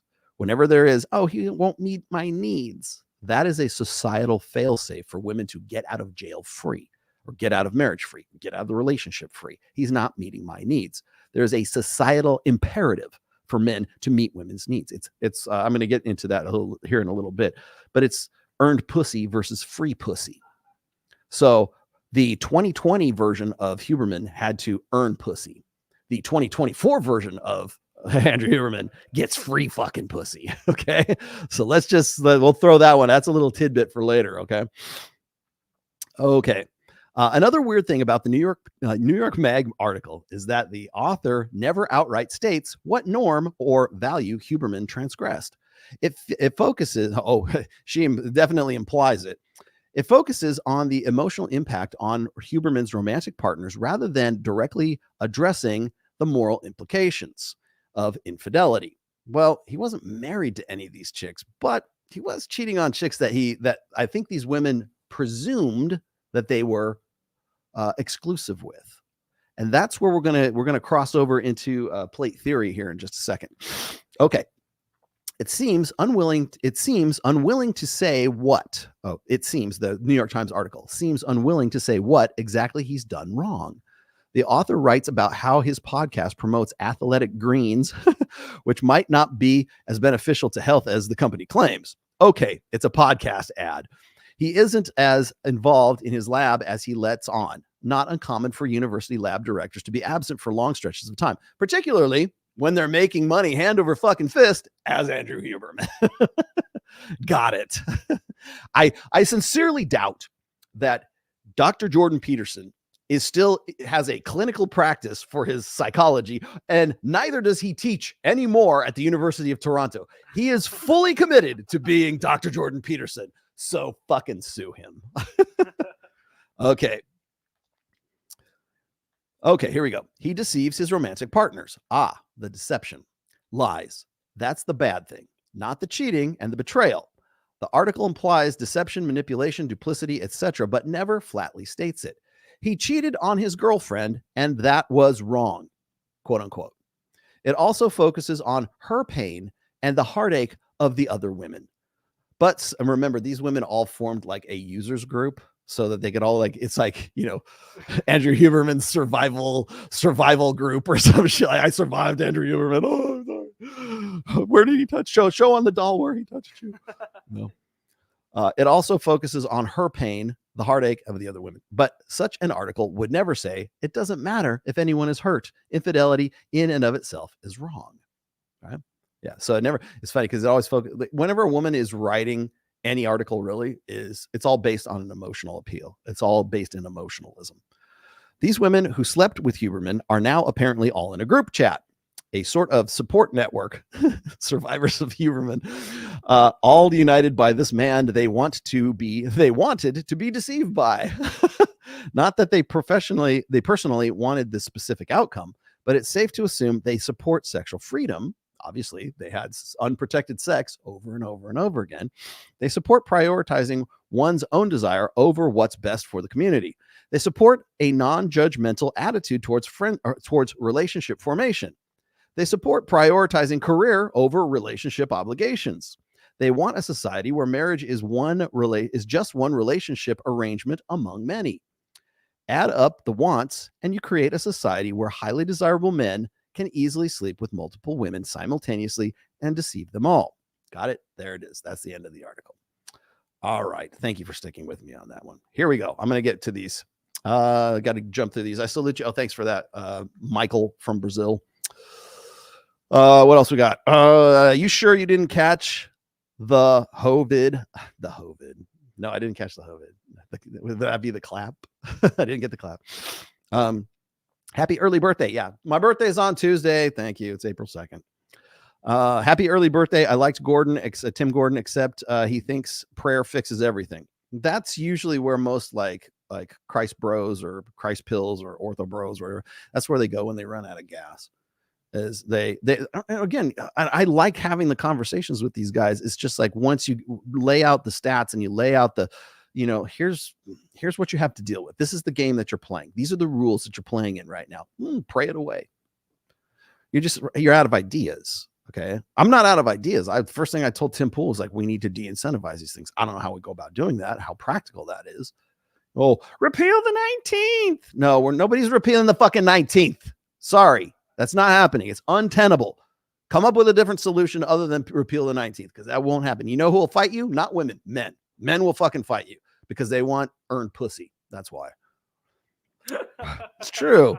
I had trouble finding the show you did with Tim because it was on the Tenet channel. Yes. If you're looking for my show that I did with Tim Pool, it is on Tenet Media. It is the culture war that he shifted over to Tenet Media, which is his other channel. He's got like 3 different channels. He's got the Timcast. He's got another one which is like Tim IRL, I think, Timcast IRL, and then he's got Tenet Media, which is one he's trying to like really boost with Lauren Southern right now. On Tenet Media, I did catch your live stream about pop culture. Happy Easter. Yeah, I did also. This was the bonus. Nobody knows this. This is the bonus video that I got, which was kind of interesting. I had Mary, and I didn't even know. I've seen her around before. She's kind of hard to miss because she's very attractive. She's a good looking girl, but she's like very white. She's very like porcelain, and she has very long, like almost whitish blonde hair. She's almost like albino, but not really albino. But like in a good way. And she hit me up, and she's got this, she's out doing this, does this podcast at the Tim Pool's studio. And it's called what is it? Pop Culture Crisis is what it's called. And I was surprised because I was just sitting there, and I had some time to kill because I was waiting for my flight, and I was going to get a ride, and we were playing poker and I was just talking. I met up with Phil Labonte from All That Remains, and we hung out. I listened to some of his new music. Thanks, Phil. That was a fucking badass song. You guys are going to really like the new music from All That Remains if you're into the kind of music I'm into. And I've always wanted to hang out with Phil because he's just a good dude. And if you know the band All That Remains, then you know who Phil is. Phil is also a semi-regular on Timcast IRL. So, and that's why he was there. I was actually kind of surprised he was even showing up. So I wanted to hang out and talk to Phil, which we did. It was great. We talked shop too. It was good because we didn't just talk red pill shit. We were talking like music and stuff too. And then in the middle of all of this, like Tim took good care of me, man. Like we had sushi afterwards. He had ordered out for sushi. They got all kinds of good grub that was like right after the show. And we played poker. They played poker. I just watched them play. And just kind of hung out. It was a good time, man. It was just like sort of just shooting the shit with the guys and his crew, the people who are part of Timcast. And by the way, I think a lot of people told me like, oh, he's very standoffish and he's kind of got this really kind of closed group of friends. I did not experience that whatsoever. Like they were very welcoming and they were really cool. They wanted to ask me questions. They wanted to talk to me. Tim showed me. He's got a rooster farm or a chicken farm. It's called. There's actually, I think he said that there's I don't know if it's on Twitch or it's on YouTube, but it's called Chicken City. And he's built this whole thing. There's like cameras everywhere in this like chicken roost, so you can watch what's going on with the chickens and shit. And they all have names. And there's like the king chicken, and then there's the brother of the king chicken or the king rooster, and all this other stuff. And he was like telling me all the names and all the stuff that's going on. It was actually kind of fascinating. But they're like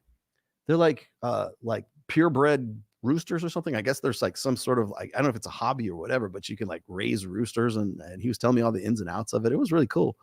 So I left with a really good impression of the whole place. I mean, it's out in the middle of nowhere, don't get me wrong, but I understand why it is. It's in very beautiful country. I think, is it Montgomery County? I forget the name of the county, but it's one of the richest counties in the United States. So he's doing something right.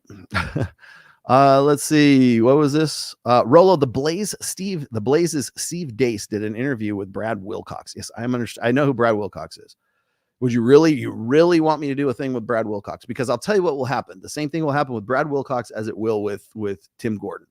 Once he runs out of gas, it'll be like pray 7 minutes a day with your wife and everything will be fine. That's what it'll come down to.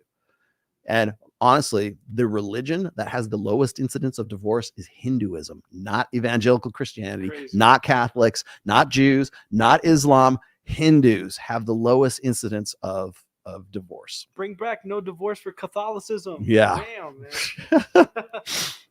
Rollo, red pill is not a praxeology. Integrating statistical analysis or empirical data into praxeology research can indeed shift the approach away from pure praxeology, as defined by the proponents of such as Ludwig von Mises. Okay, now, would you like me to define for you why you're incorrect? Here's why you're incorrect. Because Mises was an economist. He used praxeology to describe economic principles. Praxeology itself is a Greek term. If you would like me to go dig up the Wikipedia, I'll be more than happy to dig it up for you. But as far as praxeology is concerned, praxeology, you know what? Fuck it. I'll just go get it. Hang on. because it takes all of, let's see, 0.27 seconds to get to well, there's lots of infographics about it, but I'll just read this to you really quickly. By the way, not to be confused with practice theory, okay, which is also called apraxiology. Okay, praxeology from ancient Greek, not Mises, ancient Greek, okay, meaning deed or action, and logia, study of, is the theory of human action based on the notion that humans engage in purposeful behavior contrary to reflexive behavior and other unintentional behavior. Okay, there you go. Basically, that's it. It's the science of human behavior. In this case, for the red pill praxeology is the praxeology of intersexual dynamics. Are there other praxeologies? Absolutely there are, like economics, which is Ludwig von Mises. Thank you very much, libertarian guy who knows everything and knows these dudes. Got it, understood. Praxeology is not just defined by one application. It is basically a broader definition than that can be applied to lots of different applications. In this case, I apply it to the red pill. You would know that if you would just simply read Rational Male Religion, my 4th book, where I describe it in great detail. Or you can go to my Substack where I also describe it there. And you subscribe to it right there below. It's the 3rd link down like that. There's my plug. It's my show. I'll plug whatever the fuck I want to plug. Unbelievable film industry dirt. Sundance doesn't watch submissions. Bias against men. Disgusting nepotism. Check out filmindustrywatch.org. Okay. We will all go check that out now. And thank you, Just Some Guy, for your $200 donation. I will give you a Don DeMarco, but my soundboard is dead. Trans people, even if just 0.01% of the population, are 333,000 people in the United States. Respect all people. Okay. No, we don't respect all people. I'll tell you why. Because respect is earned. It is not just delivered. There are 2 forms of respect. There's the female form of respect, and then there's the male form of respect. For men must earn respect. They have to do something that is respectable. That's what gives them integrity. That's what builds character. What have you done? Impress me. Show me what you've done that I should be in any way respect you for. Female way of addressing respect is it's egalitarian. It's communitarian. Everyone deserves respect. It's participation trophy respect. Fuck that. That is emotionalism versus empiricism. For men, it's hierarchical. For women, it's in the round. Okay? Women are innate socialists, innately egalitarian, innately communitarian. Men are hierarchists. What have you done that would in any way make me respect you? Until you can show me what I should respect you for, go fuck yourself. Let's see. Rollo, mainstream and podcasts like Pearl, mainstream and podcasts like Pearl, because she's a woman, pushes that anti-feminist ideas. Sadly, she will get places most red pill can't. Yeah, unfortunately, she will crash and burn before she gets there. That's why. And the reason for that is she simply doesn't have the wherewithal to deal with it. And then second of all, she doesn't have the knowledge to deal with it. She is the butt of jokes. She's there to make fun of. She's there to pillory. She's simply there as a foil to make other people's arguments sound stronger. And usually those arguments are anti-red pill, right? She was just on, what was she on? It wasn't Pierce Morgan. It was something else recently. And every damn comment after that, it was a big mainstream thing. I think it was a news site. It might've been the BBC. Anyway, she was on there and every damn comment in the YouTube video was, she's an idiot. Fuck this girl. Who is this? Why is she important? Why is she even on my screen? Why is she in my feed? And all it was just there to basically tear her down. Now, that is not a good representative of the red pill, period. Which is why I'm sort of, like I said, taking a new tact here. Is like, she's going to do what she's going to do. Okay, fine. Yes, she's a woman. They want to hear from that. But you know who else is a woman? Candace Owens is a woman too. Candace Owens, people will take her side and all the bullshit that's going on with Daily Wire just because she's a female. And it helps that she's black too, but primarily because she's a woman. So you're going to have this, I want to say a caucus of like Hillary Crowder, and you're going to have, well, of course, Lauren Southern. You're going to have all of these like trad thoughts, right? Or Christ pill femme, like trad femmes, whatever. I don't even want to name it, right?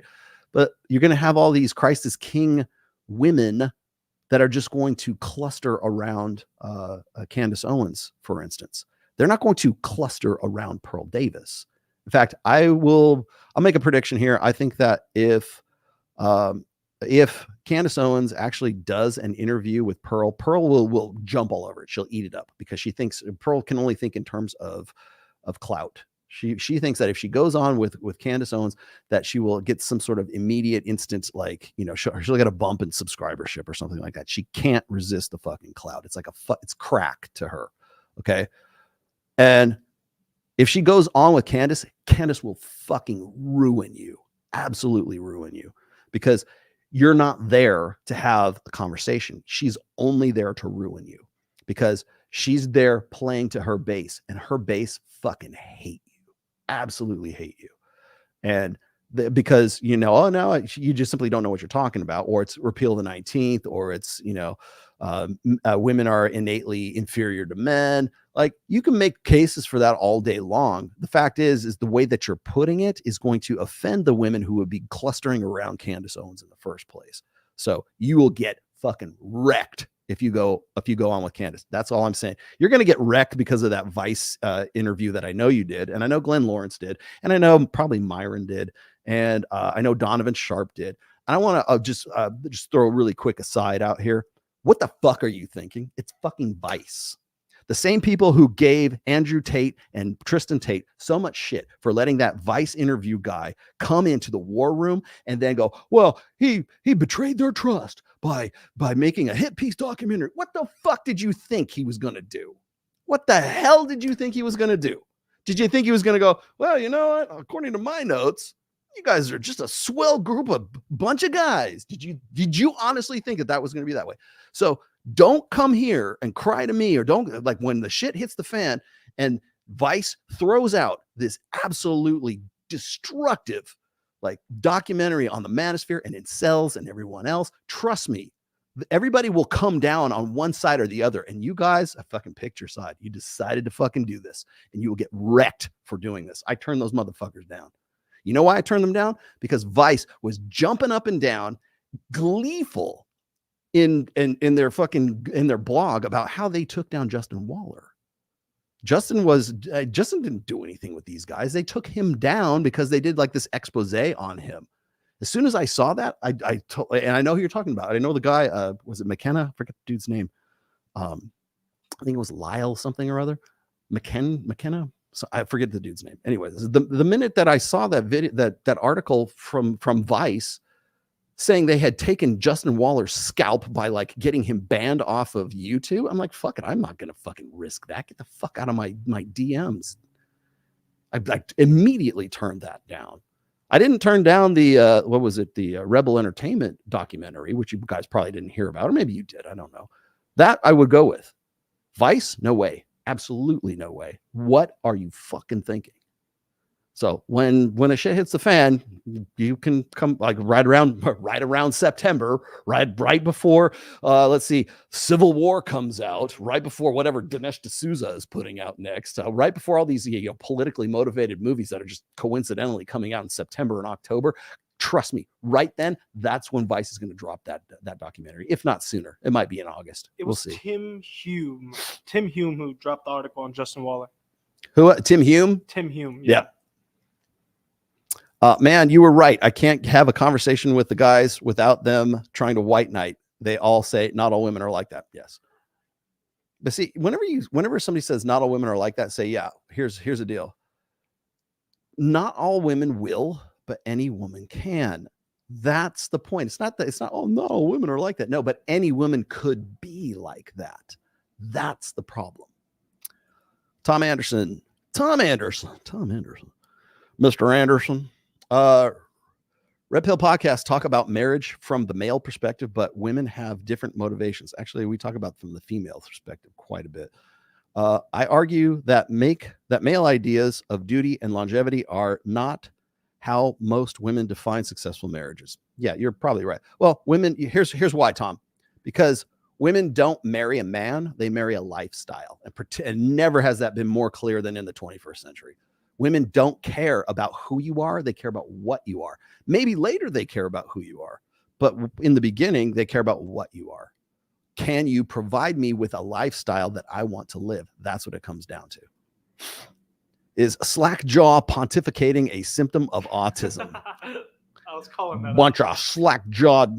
I can't even say that word. You know what's funny is I bring this up damn near every time. Like, you guys don't see this because I'm on Access Vegas and I'm talking to the ladies around the table, and we have to tell them, you first you put your phone away, or you can have your phone, but just keep it on silent. You can watch the chat. We encourage women on the show to have their phone. We don't do it like Fresh and Fit. We let the girls have their phones.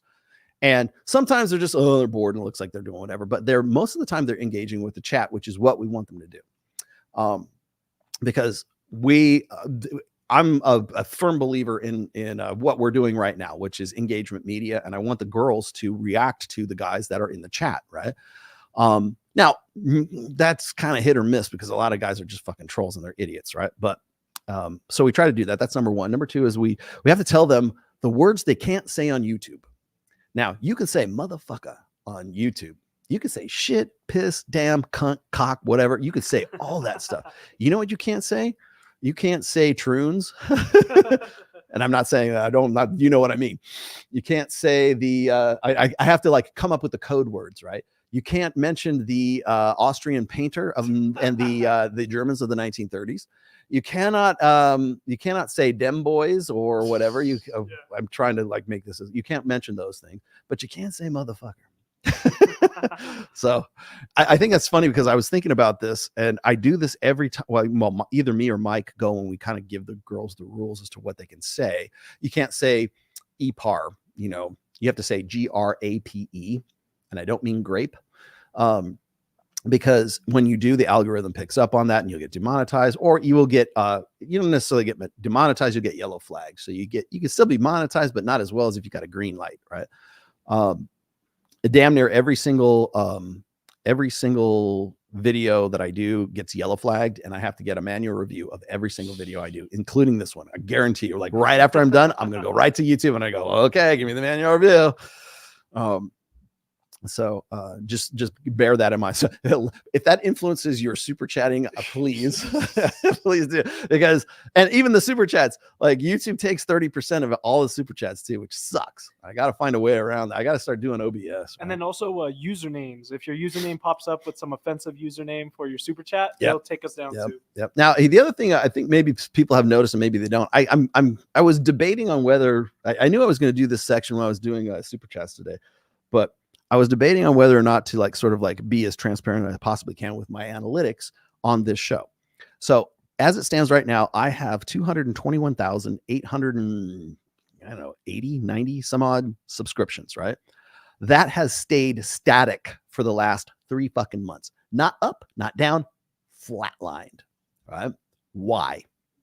Because I'm fucking shadow banned. That's why I'm if you didn't get the alert for this show because I didn't do one last week, it's probably because I've been shadow banned and I am not getting any kind of growth on this channel. How do I know that? Because Access Vegas is pushing 10,000 subscriptions right now, and those shows will get monetized. This show will not get monetized.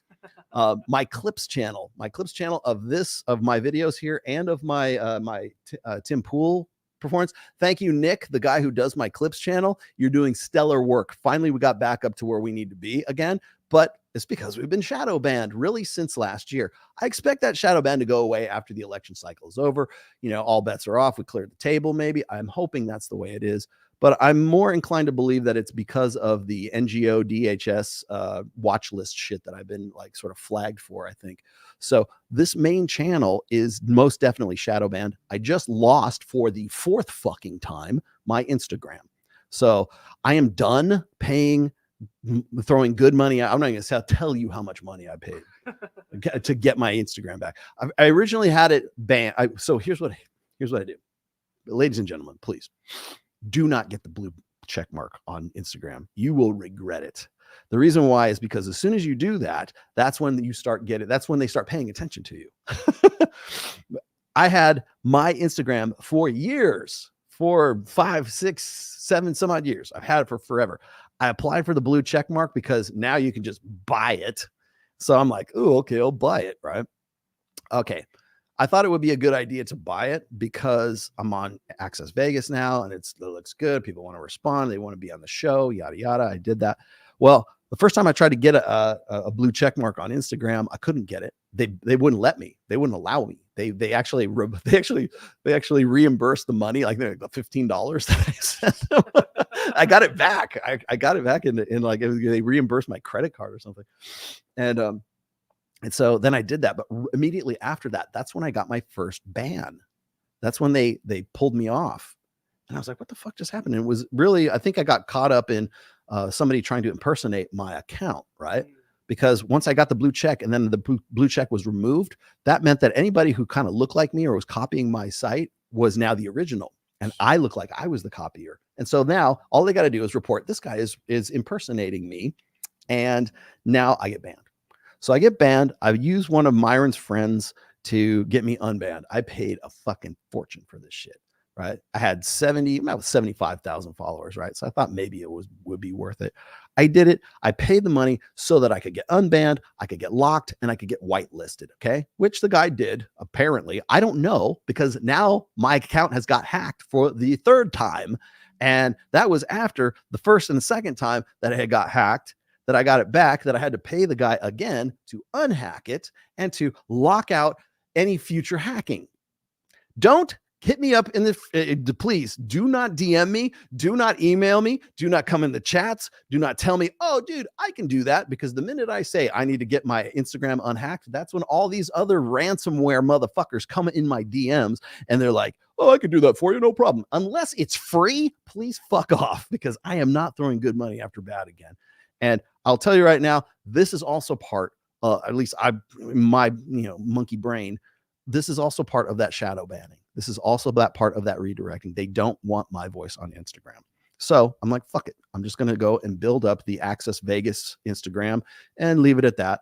And which is probably what I should have done in the first place. So if you're looking for, this is my long ass way of saying that if you're looking for me on Instagram and you can't find me and it says account deleted or account not available, whatever, it's because I got hacked, because some son of a bitch decided they don't want me talking to you and showing you cute pictures of Ned and the chicks that I see at Wet Republic and Access Vegas and God knows whatever, a guitar picture. For how offensive is that? You want to see my guitar collection? Okay, I guess you can't see that anymore because somebody didn't want you to see it. So now if you're looking to get in touch with me or you want to DM me on Instagram, go to the Access Vegas. It's Access_Vegas, all lowercase. That's where I'm at right now, and that's where I'm going to stay for the time being. There you go. What is the optimal number of plates to spin if you're a busy guy, and why? It depends on how busy are you? What do you do? It depends on, we're going to get into play. Hey, let me hold on. Let's hold that for, I'm going to actually put that in my notes here. Optimal number. Okay. Because I'm going to talk about plate theory here in just a minute. That's a good question though. Hang on to that. Super sticker that I still can't put on, StreamYard. Okay. Sambata with telling me right now that 1,000 Indian rupees equals $11.99. Right. Thank you. Right. On the spot there. Thank you. Thank you, Sambata. Drop the band hammer. Off topic. Last year, I was told by my CO, commanding officer, after deployment that our ship had stopped the beginning process of World War III when that missile hit Poland. Fuck my life, internet bros. I just calibrate gauges. You just work here. King, I'm sorry for the off-topic question. What about the red book with the Asian letters behind you? The Art of War? That's Sun Tzu. It's the Art of War. No, it's not the Communist Manifesto. It's a classic. It's not the what is it? What was the red book in Mao's China, in like the People's Republic or the People's Revolution or whatever? That's just the Art of War, dude. What is that, man? Sun Tzu is the hardback version. I saw you had a Substack. Do you think it's legit long term? Yes, I hope so. I hope so. For right now, I love Substack. It incentivizes me to write. It's not that I couldn't have monetized my actual blog that's on WordPress. I could still do that too, but Substack just makes it so fucking easy. And a lot of people are like people who are like fed up with with Twitter and fed up with Facebook and fed up with Meta and fed up with all this bullshit. They're flocking to Substack right now because you can actually write something and like intelligently, and people will respond to you, and for the most part will respond to you intelligently because they're paying to read your shit, assuming you go paid, right? So it's a membership kind of thing. Megadeth or Judas Priest? What do you think, Kyle? I'm gonna have to go Judas Priest. Really? Personally, Judas Priest. Judas Priest has more history, which is what I grew up with. That's why. Yeah, I'm gonna say Megadeth, only because I'm Bay Area thrash guy. Your book is helping me through a terrible divorce with an alcoholic. I am hoping to win custody with everything she has done, but I'm still nervous because I'm the man. Yeah, but you're in a better position because the only way I don't know if you initiated or not, but most men only initiate divorce if the woman is an alcoholic, she's a drug addict, or she has some sort of, she's criminally insane, right? Those are the only, because it's a huge risk prospect for men. So it has to be really fucking bad for guys to actually do that. But because if you can certify that she's an alcoholic, if she goes to AA, if she's had a DUI or something like that, you're probably in a better shape than you would be if not. Just ask Johnny Depp. Carl Bennington, women say just be who you are and say yes. And I say yes, arrogant. Reframe. There you go. Oh, by the way, the same Brad Wilcox goes on the Independent Women's Forum of a feminist platform advocating for marriage. Make that make sense. I can't. Can you? Anytime people say not all women are like that, that's Nawalt. I reply, and soap doesn't wash all germs. It doesn't stop you from using it. Yes. Well, again, the better response to that is it's not that all women will, it's that any woman can. I try to make that. I made that argument with Tim Pool actually, where I was saying, what was I saying? I think I even said that. I said, it's not that all women will, it's that any woman can. And so I think that what a lot of guys try to do, particularly like the ortho bro, I hate to call them ortho bros, the Christ pill guys, right? Whatever. Trad cons like to say is like, oh, all of these red pill guys are worried that women are going to take half of their stuff. That has nothing at all to do with it. I mean, it has something to do with it, but that's a cop out. There's so much more to that. It's an oversimplification just so you can dismiss that your concerns are meaningless. No woman is ever going to do that. Not if you take care of her, not if you meet her needs, not if you're endlessly qualifying for you, not if you have no fucking options to begin with. Yeah. Or men make married men always out earn men who are unmarried. Yeah, they have to, because they got a fucking house and a mortgage and they got a car and they got a dog and they got kids and they got everything else that comes along with that fucking marriage. Of course they do. Statistically, yes, you are correct. Married men make more than single guys, right? Okay.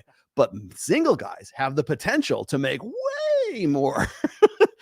I'm going all James Sexton on you. Way more than the guys who are married. Okay. Who has more peak potential?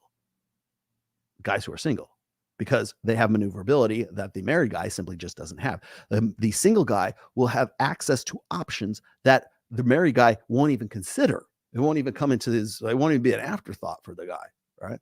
So you have to keep those things in mind when people are trying to find some way to dismiss the red pill. Oh, red pill always they're so anti-marriage. I am not fucking anti-marriage. I told Tim Pool exactly the same thing. I'm not anti-marriage. I think it's a fucking great way to formalize socially enforced monogamy. Christians, Muslims, Jews, Hindus, Sikhs, I don't know, whoever else, they don't have a monopoly on marriage. Every culture had some form of formalizing, monogamy between a man and a woman. Right. So it's not just like, oh, well, till death do us part. Jesus said that's that you don't have Mr. Christian, you do not have I love you, but you do not have a monopoly on marriage. So bear that in mind when you're trying to come up with these sort of esoteric, ephemeral reasons why you think that men they're shirking their masculine responsibilities by they're not real men until they get married. No, they're real men. All right. Perhaps it's because they're more aware of shit that you idealistically would like to be true, but it simply isn't true. When will the collection of your books, books and red pill for women? There will not be a red pill for women. I have that's interesting comment. I have an essay that's called An Essay for Women because I had so many people saying, you never write anything for women. Everything I write is for women. Everything I write is for men. You don't have to have a penis to read The Rational Male. Ladies, please go buy my book. Please go read it. It will help you too. It's not just because it's called The Rational Male doesn't mean, oh, women, girls, keep out of the clubhouse. You can't come in the treehouse. No girls allowed. That's not what it says on the front of the book. You can go read the book, please. It's for you too. It's for the benefit of all mankind and women. Relax, people. We still have Ryan Stone if Rollo is gone. Yeah. Is he as entertaining as me? Oh, flip-flop. Okay, here it is. 1,000 rupees. God damn, that's great. 1,000 rupees. That's $11.99. But you still got the red, so I got to read it. I recently had a discussion with a college friend about intersexual dynamics. He had been friend zoned his whole life. Wow, tough break. He is still a virgin till this date. He went in a total shock and blocked me since two months as I mentioned that he is blue pill beta male. Okay, well, brother, man, you don't. Okay, I understand. Like, there's this concept. People ask me all the time, Rollo, how do I get my dad to read your book? How do I get my dad how do I red pill my dad? Red pill is not a verb, it is a database. It's a knowledge base. You could say, how do I make him more red pill aware? How do I get him? How do I warm him up to the idea that things really aren't the way they are that he thinks about women? Well, you have to do two things. First of all, you have to treat let's call it this: unplugging guys from the matrix. Unplugging guys from the matrix is dirty fucking work. Okay, and it's not for everybody. Okay, most guys, when they read my work and they're really accepting of it and they're really into it and they're highlighting it and they're underscoring things and they're dog-earing the pages and all this shit. These guys, I'm glad to have you. I love you like brothers. Okay, I'm glad you are very very enthusiastic about it. However, don't evangelize the red pill. People have to come to it. You can't give it to them. You have to be there and have the conversations when it happens, for sure. Yes. You have to be able to engage in sort of a meaningful conversation with people who have questions about it. Yes. But don't go, here's a rational male. Read it now. It'll save your life. You don't go knocking on doors and going, do you have 5 minutes to talk about our Lord and Savior, Rollo Tomassi? Don't do that. Because when you do that, people are much less receptive to that shit. You might meet some guys that are way more into it than you might otherwise expect. But for the most part, most blue pill guys are not ready to take the red pill. They're not ready to be unplugged from the matrix. They even say that in the Matrix, right? After a certain age, we don't unplug guys from the matrix because the mind has trouble letting go. And that's really what you're dealing with. I know that's a metaphor. And it's the Wachowski brothers. They're actually troons. Okay, thanks. Got it. Move on. The analogy, the metaphor is still very much valid. Some people just simply aren't ready for it because their entire existence depends on the blue pill. It depends on certain things being true because they built lives around it. They're not ready. In fact, they probably will never be ready. One of the biggest hurdles I run into with guys who are older, I can't really use Robert Kiyosaki because he was actually a different case. Robert Kiyosaki is Robert Kiyosaki, right? But I've had guys who are like in their 70s and they have it's really hit or miss with those guys because what happens is they read my work and they realize what happened to them, like romantically or in their marriages or their divorces or their kids or whatever else. They understand why what happened to them. And it articulates that in a way that's really hard to accept sometimes. And so they usually go into either like a state of anger, a state of nihilism, a state of denial, a state of despondency, at least in the beginning. And it becomes exponentially harder the older the person is, the older the guy is, because now that he knows this stuff, where does he go from here? He can't go back in the past and change the things that happened in the past. He can only go forward. And if that guy is 70, 75 years old, which I have a few friends and, I want to say clients, not really clients, but like Robert Kiyosaki will be 77, I believe, April 8th. We share like a close birthday, week anyways. That's really tough. How many years does he have left? I hate to put too fine a point on it, but like that's what the reason I'm saying it is because they're thinking it. So where do you go? Like, do you want to, like, would you begrudge Robert Kiyosaki from pulling the same shit that Andrew Huberman did? I wouldn't. Dude, fucking go. Please. How many? My watch says you only got a few more years left, so why not go? Do what you could have done back then. All right. How would you get over a history of fumbling a bunch of good plates? Kind of mentally haunts me and in turn hurts my game. You have to know which plates are worth spinning and which ones aren't. And you have to also sort of be, I hate to say this, outcome independent, which is really difficult for guys to do. Especially if you're coming from a place of sexual scarcity and you're practicing like non-exclusivity with women, which is spinning plates, not to, that's the metaphor anyways. So you go from like dating exclusively to dating non-exclusively because you now have more options. Guys have a real tough time, especially if all they've ever known is like, oh, you got to find one woman at one time. And that's all how it works. And that's how it's supposed to work, because that's the way God wants it or society wants it or whatever else, or women would just leave you if they thought you had another bitch and waiting in the wings. Well, unless you're Andrew Huberman or you're, Justin Waller. There's guys who are accustomed to sexual abundance, and then there's guys who aren't. That's really tough. I'm about to talk about that here when I get to the plate theory section, which is coming up next. How would you get over a history of? Okay, I already got to you. We'll talk about that. I promise you, we will get to that.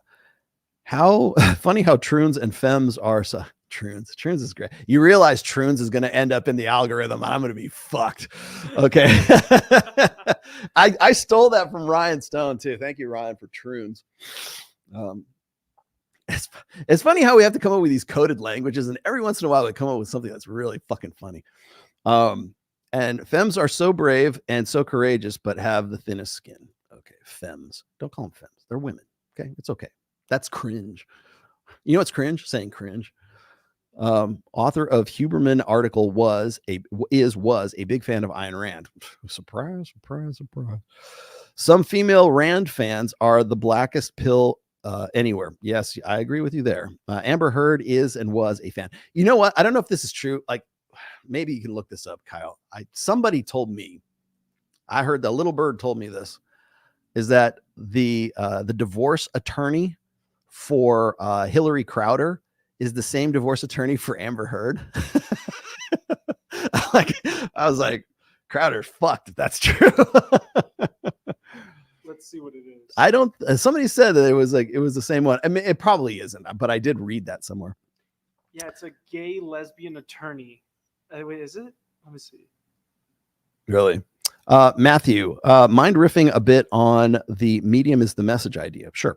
This was a novel idea for me. Thanks for that. Even late to the party, I can pass along to my boys. The concept of medium is the message is that stemmed from a lot of guys telling me that they were, remember, this is back in like the mid 2000s when we were in the So Suave days. I had guys who were saying like, oh, Rollo, I don't know what she means. She's sending me mixed messages. I'm like, bullshit. She's sending you mixed messages. Her behavior is the message. And that's where the term medium is the message came from. I realize it's actually, I forget who the actual quote was from. It was, I want to say it was an artist or a political agitator or something like that. I forget the guy who said the medium is the message, but it just came to me at that point. So I kind of reused that quote for a principle, which is that women don't mix messages. They don't, a woman who's into you will not confuse you. And so most men, especially blue pill guys, will take women at face value. So when you're sort of stuck in the blue pill, you use deductive male logic. Most blue pill guys, gamma males, whatever you want to call them, beta males, they use deductive logic when it comes to trying to solve their reproductive problem, when they're trying to figure out, well, what do women really want? I remember people asking that when I was in my teens in the 80s. What do women really want? Oh, they want a guy who's funny. Then Louis Anderson and Danny DeVito will be swimming in top shelf poon if that was the fucking case, and they're not.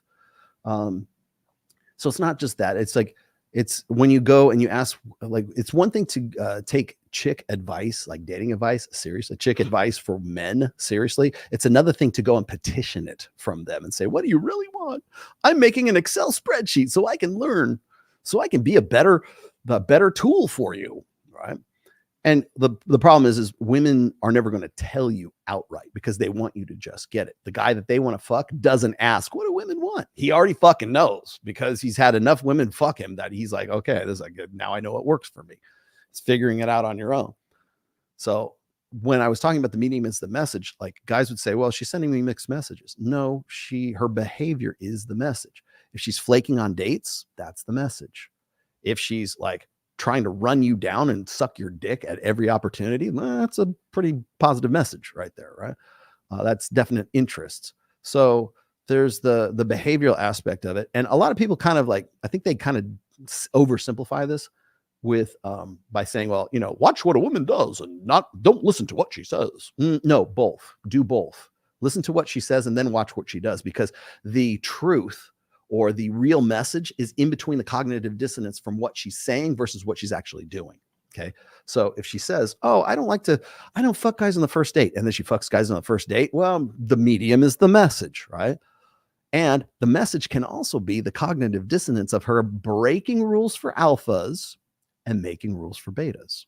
So that's how you learn those principles, those maxims of the red pill, by listening to what she says and seeing how it jives with what she actually does. The medium is the behavior. The message is what that behavior implies about what her motives are, what her incentives are, what's rewarding for her. This is Rollo. My background is not in evolutionary psychology. It's in behaviorism. It's in behavioral psychology. So it's what is rewarding, what is incentivizing that behavior. That's where the medium is the message comes from. It's analyzing behavior. It's what's called operant conditioning or classic conditioning. Like, what does the behavior tell you about the incentives and the impulses and the prompts to that? It could be in any organism. Like behaviorism applies to animals too, right? So what is the behavior telling you is rewarding for that animal? In this case, we're talking about humans, right? So that's really where the medium is the message comes from. An ex-friend said that the red pill made him hate women. No, that's why he went cipher mode to plug himself back into the matrix. Thank you. What should I say to him, Rollo? You can't escape. There is no plugging yourself back in. That's what you should say to him. Oh, cipher mode. No, you're not. Cipher was the Judas in that movie. He was the guy who the funniest thing about that is it's expected because Cipher was an archetype, right? He was the betrayer. He was the one who sold out. Well, technically Jesus, right? He was. Here we are in Easter, right? So he wanted to be plugged back in, and he wanted to forget about everything, right? That was that in that one very famous scene where he's talking to the Smith agent. He says, "I don't want to remember nothing," and he's like, ignorance is bliss, and he's eating this steak, and he knows that the steak's not real, but he's eating it. It's juicy. It tastes good because it's triggering all the things in his brain that says this is real, but it's really not real, right? And he just basically wants to go back to a state of ignorance. The problem is that in reality, you don't get to take the red pill lenses off. Wait, here we go. You don't get to take the red pill lenses off. You don't get to take these off, right? Once they're on, they're on your head. It's like, Kyle, you ever see that movie with Rowdy Piper? They Live. Yeah, They Live. Where he puts the glasses on and everything. Obey, Holy shit, the world. Yes, work harder. You're a wage slave. Everything is like all the advertising is bullshit. It was Kurt Warner, right? Yeah. Well, the thing is that for the red pill lens, you don't get to take those lenses off. They just stay on your fucking head. So, just let them know that like you could go pretend that you're going to be back in the matrix, but you will, like, I've had guys say that, like, I'm going to go back. I don't believe this. I blah, blah, blah, blah, blah. I don't know. You're not hearing it, blah, blah, blah. And what happens is once you have sort of understood even just the basics of I guess, red pill awareness, and you understand that women and men really aren't playing by the same set of rules, you're going to see incidences of those rules play out in real life, whether it's on, social media, whether it's in the news, whether it's your friends, whether you're in college, whether it's work, whatever it is, you're going to see incidences of it, and it will be unignorable. So, and that's the bitter taste of the red pill, right? You want to go back to your state of naivete, of innocence, but you can't actually do that. So he'll be back. Here's what I would say to you: be ready when he comes back. And be welcoming. Don't go, I told you so. Don't do that. Go, okay, where do we go now? Are you done? Are you done with your state of denial? Because now we can move forward. Good. I'm glad you're back. Let's make some progress now. Rollo, are you trying to tell us we can dodge bullets? No. What I'm saying is, when you're ready, you won't need to. I know that line, which is funny because that's actually another really good metaphor from that movie. Is once you have internalized the red pill, you'll no longer need to dodge bullets, right? Because you will have internalized, the red pill becomes part of your personality. People laugh at me and they goof on me, but when I say I am the game, because I don't like people say, I wouldn't want to be Rollo. He has to game his wife all the time. No, I don't, because there's no game. Like I am the game. My natural default is to, I understand a shit test. My wife still shit tests me. Every woman will shit test you. Your mom and your sister will fucking shit test you, right? Your coworkers that you have no romantic interest in whatsoever, they'll still shit test you. Right. But now you know how, because it's internalized and it's part of your personality, you know how to roll with that and actually it's like jujitsu, man. It's using your opponent's energy against them, right? Mental jujitsu. Judo. Is it judo or jujitsu? It's the judo that you Judo's like. Using the yeah, right you weight use your to football. opponent's energy against. It's intersexual judo. Once you learn, I know kung fu. It's like, I know judo. Once you know judo and you know how to use your opponent's energy against them, and what happens is women appreciate it because that is you exemplifying that you just get it. Also, it's different divorce lawyers for Amber Heard and is it different? Yeah, different divorce Oh, lawyers. good. Thank God, because I was worried for Steve Crowder. Rollo, when we're doing a shock show to talk heavy metal, lifting, and prefrontal cortex. If you haven't seen the prefrontal cortex memes, this has been like the meme du jour for the last week and a half. About a week. I know I've been sick, man. I've been sick since since Saturday of last week. And this is the first day I actually feel kind of good. But all throughout last week, well, you guys don't know about it. We have a secret society, and Kyle is part of our secret society. It's we're the T-Rex army. Just saying, the T-Rex army is in effect. When you see a Tyrannosaurus Rex of any type that is being in any way referenced by me or anyone else that I associate with, they're probably part of T-Rex army, or as we like to call it, RAR squad. And so we are the natural resistance. But the meme du jour has been prefrontal cortex because Lauren Southern decided that she was going to come at the red pill again and say, well, all these women, they're too young to make good romantic decisions. So you can't hold them responsible for their sexual pasts and their body count because they didn't have fully developed prefrontal cortex when you were fucking them between ages 18 and 28 or whatever it is. And so now that's the meme du jour is now you can't possibly have a relationship. Don't watch whatever podcast. Don't watch Access Vegas. Don't watch any of those broadcasts because all the women on those shows don't have fully developed prefrontal cortexes, except for Access Vegas because most of our girls are past 28. Yes, Kyle, I would love that. Come to Vegas, man. Please do. I'd love to have you come out here, or I can do it remote. I seriously want to do that. I want to start doing. Kyle, we're going to start doing Wednesday shows now that we have the beautiful new studio, as you can see. Perfect. Beautiful, looking great. Oh, so nice. We got to get a new table. We got a few things that we're still tightening up. We got to get the goddamn Stream Deck working. Yes. But this is coming together. The audio's looking better. This is a new lens that's on the Lumix. I've got the Sony that's going right here. We finally got dummy batteries so we don't have to rely on. Oh, it looks like the battery went out. What hour is it? Oh, 2 hours, 3 hours. But definitely if you want to come, like Kyle, come to Vegas, man. We'll even do a jam session. I'll get some amps in here and we'll fuck around. Rollo, considering unplugged alphas are the optimal option for man, are they? What is worse, unplugged alphas or unplugged betas or plugged betas? Okay. So I I don't really do the Rich Cooper thing, which is the unplugged alpha. Okay, well, there are blue pill alphas and there are red pill alphas, and there's blue pill betas and there's red pill betas. And when people say red pill alpha or whatever, they think that those two things are mutually exclusive. They're not mutually exclusive. You can be a blue pilled alpha. In fact, they're the worst white knights you'll ever want to meet, right? Half the people who come at me, like half of the ortho bros that come at me are just blue. They're definitely alphas. They're just blue pilled in their thinking. Their mentality, their thought modality is still wrapped up in this, this blue pill naivete about intersexual dynamics. And there's some people who you would say, there's no way that guy is a beta. Sometimes I'll say I think I've talked, I like Mike Rashid, by the way. We've kind of like mended fences. So this is nothing against Mike, but I have done stuff in the past where I said Mike is a blue pilled alpha.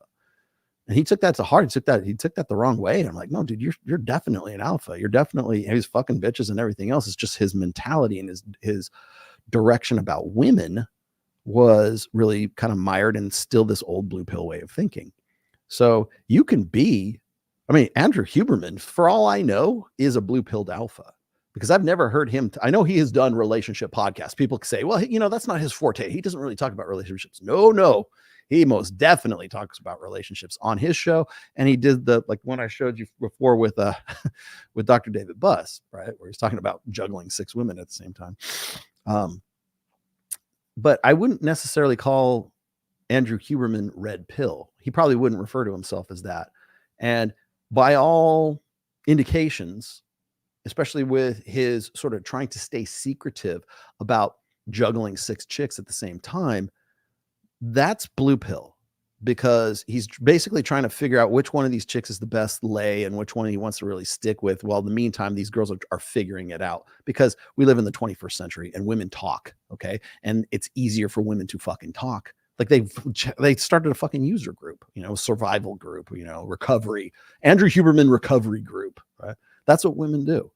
And so unless you're red pilled to understand female nature and understand that when you're spinning plates, you have to be above board with all of the plates that you're spinning. That is part of the 6 chapters of plate theory in the first book. In fact, the very first chapter, I say that you have to be above board, and you have to have the ball sack to be above board. You have to be upfront and say, look, I'm non-exclusive with you. I like you. I think maybe we might have something else later on, but I am seeing other chicks too, right? I am Andrew fucking Huberman. I am Tiger fucking Woods, man. I can fuck chicks. You know this, right? You know who I am? He fucks. Yeah, he fucks. He can fuck.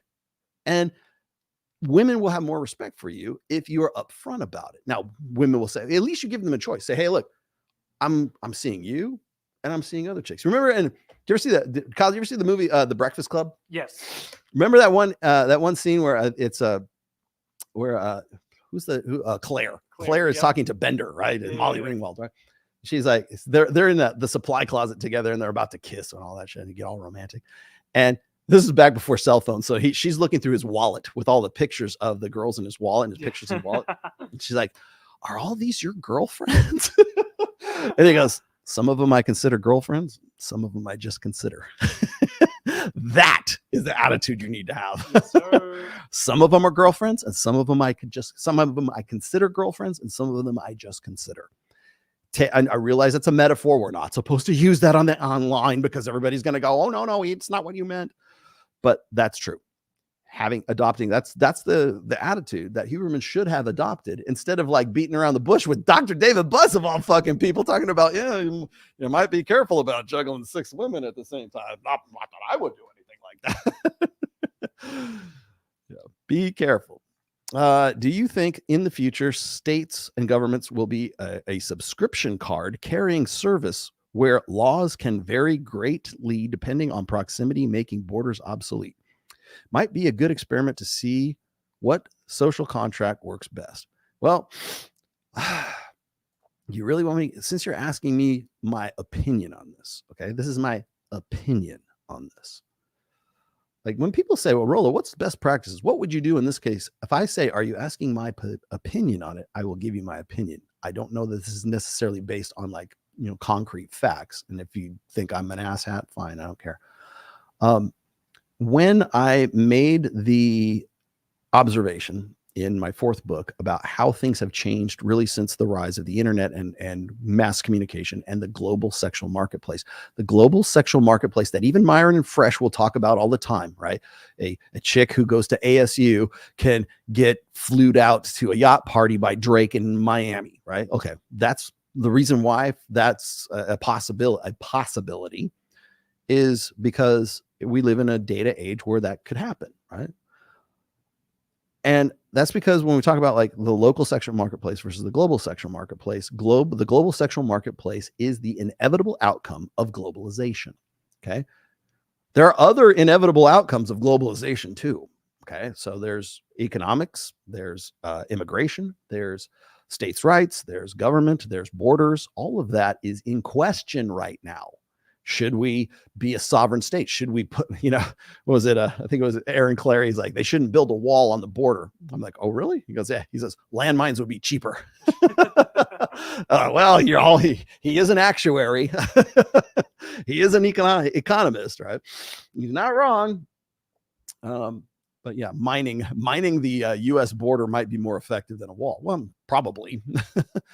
But the idea of nations and states, is that going to, in future generations, I'm certainly not this or mine or anything, but in future generations, are we going to recognize national borders, or are we going to just be one big like pan-European union and one, I don't know, I'm going to use some terms that only gamers are going to get right here. The pan-European union versus the North American Combine. What game? Somebody tell me what game that is. You'll get it. You get a free no prize if you can tell me what game I'm referring to. No, I won't tell you the game. The game actually future forecasts that there will be no more borders. It will just be a North American Combine and a pan-European union. There's also an Asian power that rises in that same game, or that hypothetical future, right? Where national borders are no longer a thing. I mean, you'll still know where the territories are. France will still be France, but it'll all be part of the pan-European Union versus like the United States. Canada will be part of the North American Combine. Mexico will be part of the North American Combine. So I don't know. I think it's definitely something that's being called into question, like marriage, like the global sexual marketplace. The globalism is not just about the global sexual marketplace. It's about other things too. And that's, I think, is what a lot of people are struggling with right now. They can say, oh, it's the Great Reset, or it's what's that German guy who's always talking about the fuck is that dude's name? Whatever. Kaiser Wilhelm. Yes, I am from India. Oh, really? Here we have the lowest rate of divorce because of three factors: arranged marriage, society that still shames promiscuity, and patriarchy family structures.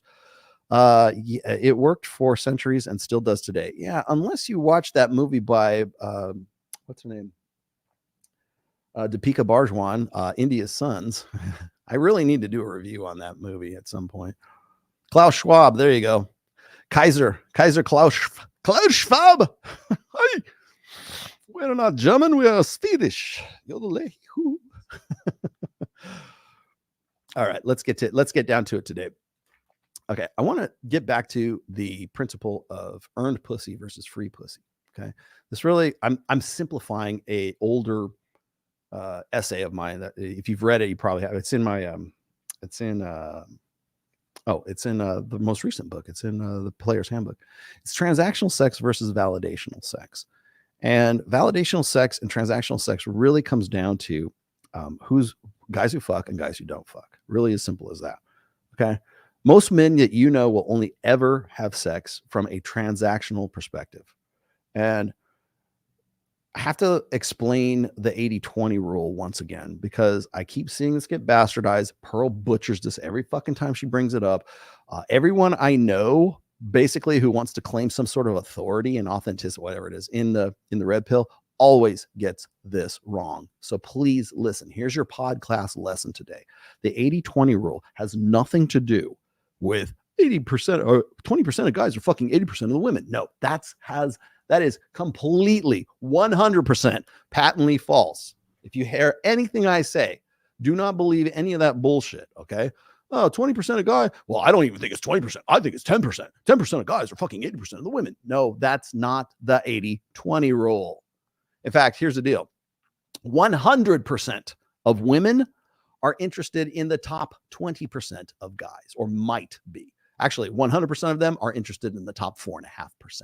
Why do I say that? Well, because study after study has shown that women rate 80%, and there's your 80 number, 80%, in some cases more, but 80% of men as unattractive. They are unattractive. They are either invisible or no way would I ever want to fuck this guy. That's pretty much what it is. Now, we can draw this conclusion from data from dating apps, but not just dating apps. We can also draw it from studies and research done by Dr. David Buss that everybody wants to seemingly quote because they think he's the messiah of evolutionary psychology. So before you come at me and say, oh, those are just online apps, those are just OkCupid. No, it's also other studies. Steve Stewart Williams, Dr. David Buss, Dr. David Schmidt, who's a contemporary of David Buss. There's a lot, Trivers also as well. There are a lot of studies that back up this presumption. 80% of men are deemed unattractive to women, period. Even, Aaron Clary in his latest book, in A World Without Men, he quotes this number, right? Women just simply, a majority of women are uninterested in the vast majority of men, period. Whether that's because of the globalized sexual marketplace, whatever, or they feel entitled, or they have like inflated egos, I don't care. The stat that we need to focus on right now is that 80% of men are unattractive. Okay, we got that as a given. Now, does that mean that 20% of men are attractive? No, it doesn't. It doesn't say, and 20% of them are attractive. No, it just means that 20% of them are not unattractive. That's what it means. It doesn't mean, fuck that guy. It means maybe he'll do if he performs, if he earns the pussy. The 20 percentile, they have to earn the pussy. The 80%, they're invisible. Those are the guys stocking shelves at CVS and Walgreens. Those are the guys who you never see because they're invisible. They're the invisibles. Homath calls them the not people. Those are the not people. Thank you, Homath, for that reference. I love that. They are the not people, the 80 percentile. The 80th percentile of guys are simply non-entities to the vast majority of women. Okay. They may eventually get out of that 80 percentile by doing something incredible, by earning the pussy, by developing themselves, by upping their burden of performance, if that's what they choose to do, if they have the wherewithal and they have the gumption to go out and actually make something of themselves. I hate to use the term gumption. Sounds like an Aaron Clary term. But that's why I say that now, does that mean that the 80th percentile guys are never going to reproduce? No, of course they will. A good portion of them will, but it's not that women want to reproduce with them. They just have no other options, right?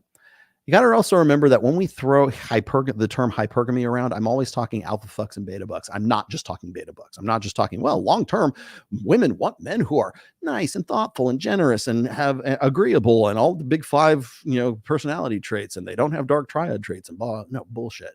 Okay. There's also the alpha fuck side of that. So we have the 80 percentile guys who are the invisibles. Then we have the 20th percentile. Then we have the 4.5 percenters, or you round it off to 5%, somewhere between 4 and 5% of men are attractive enough that women would fuck them. That those are the guys they will reach out to. They will find a way to fuck. They are the Justin Wallers of the world. Okay, I know I use them too often. They're the Jack Reacher. You want another example? They're the Jack Reachers, right?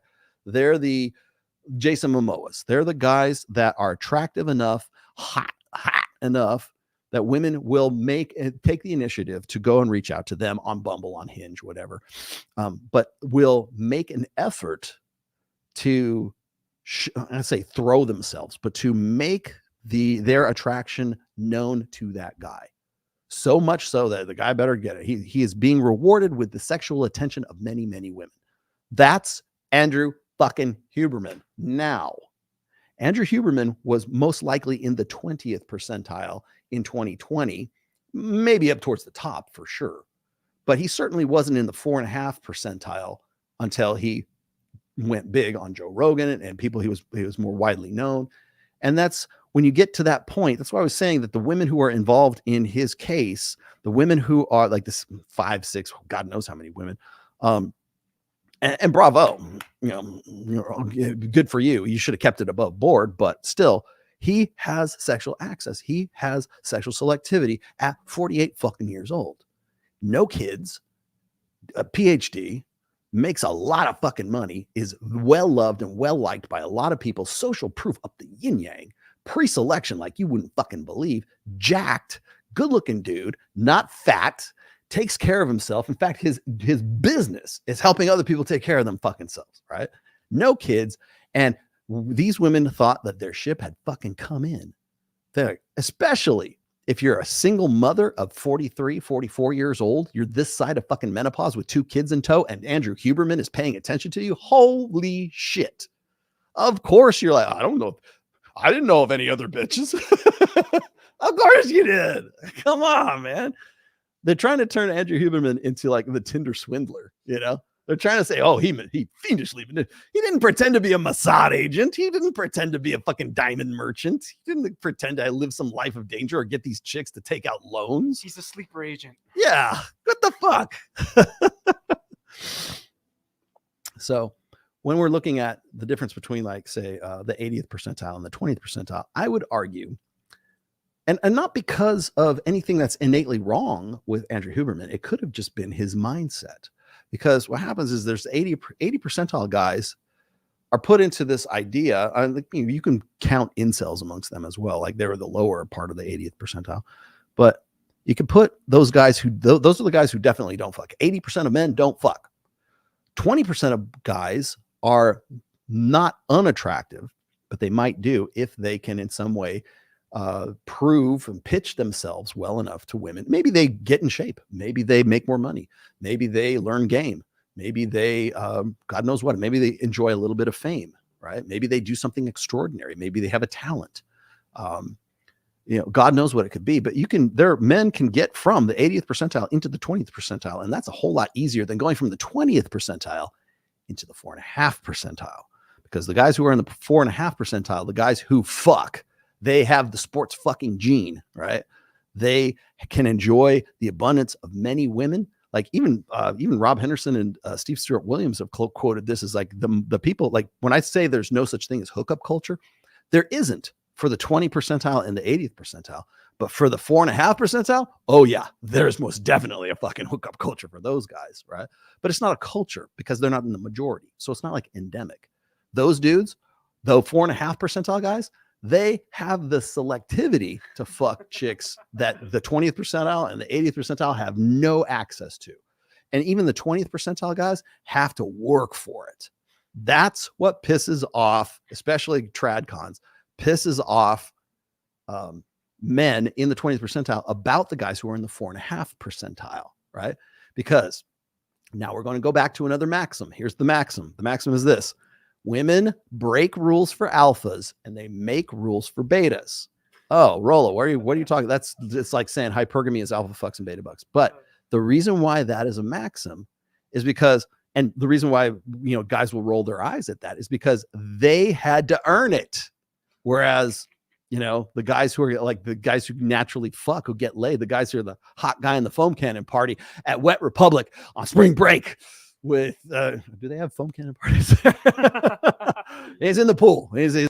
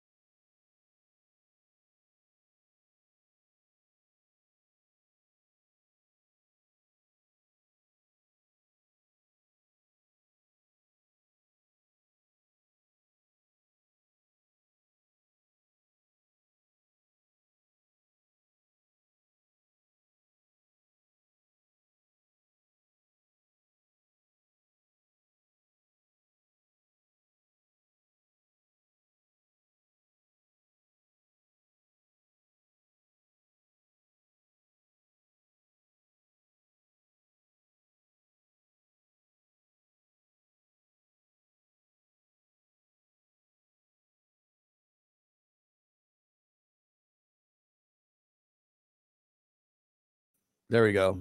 All right, much better. Hold on, let me get to let me load up too. Am I live now? You're Okay. live. Sorry, I don't know what the. They I have just no booted idea us what out. the fuck just happened. The See, Matrix. I'm shadow banned. I told you. I told you. It's the fucking. I'm a victim of the Matrix. There you go.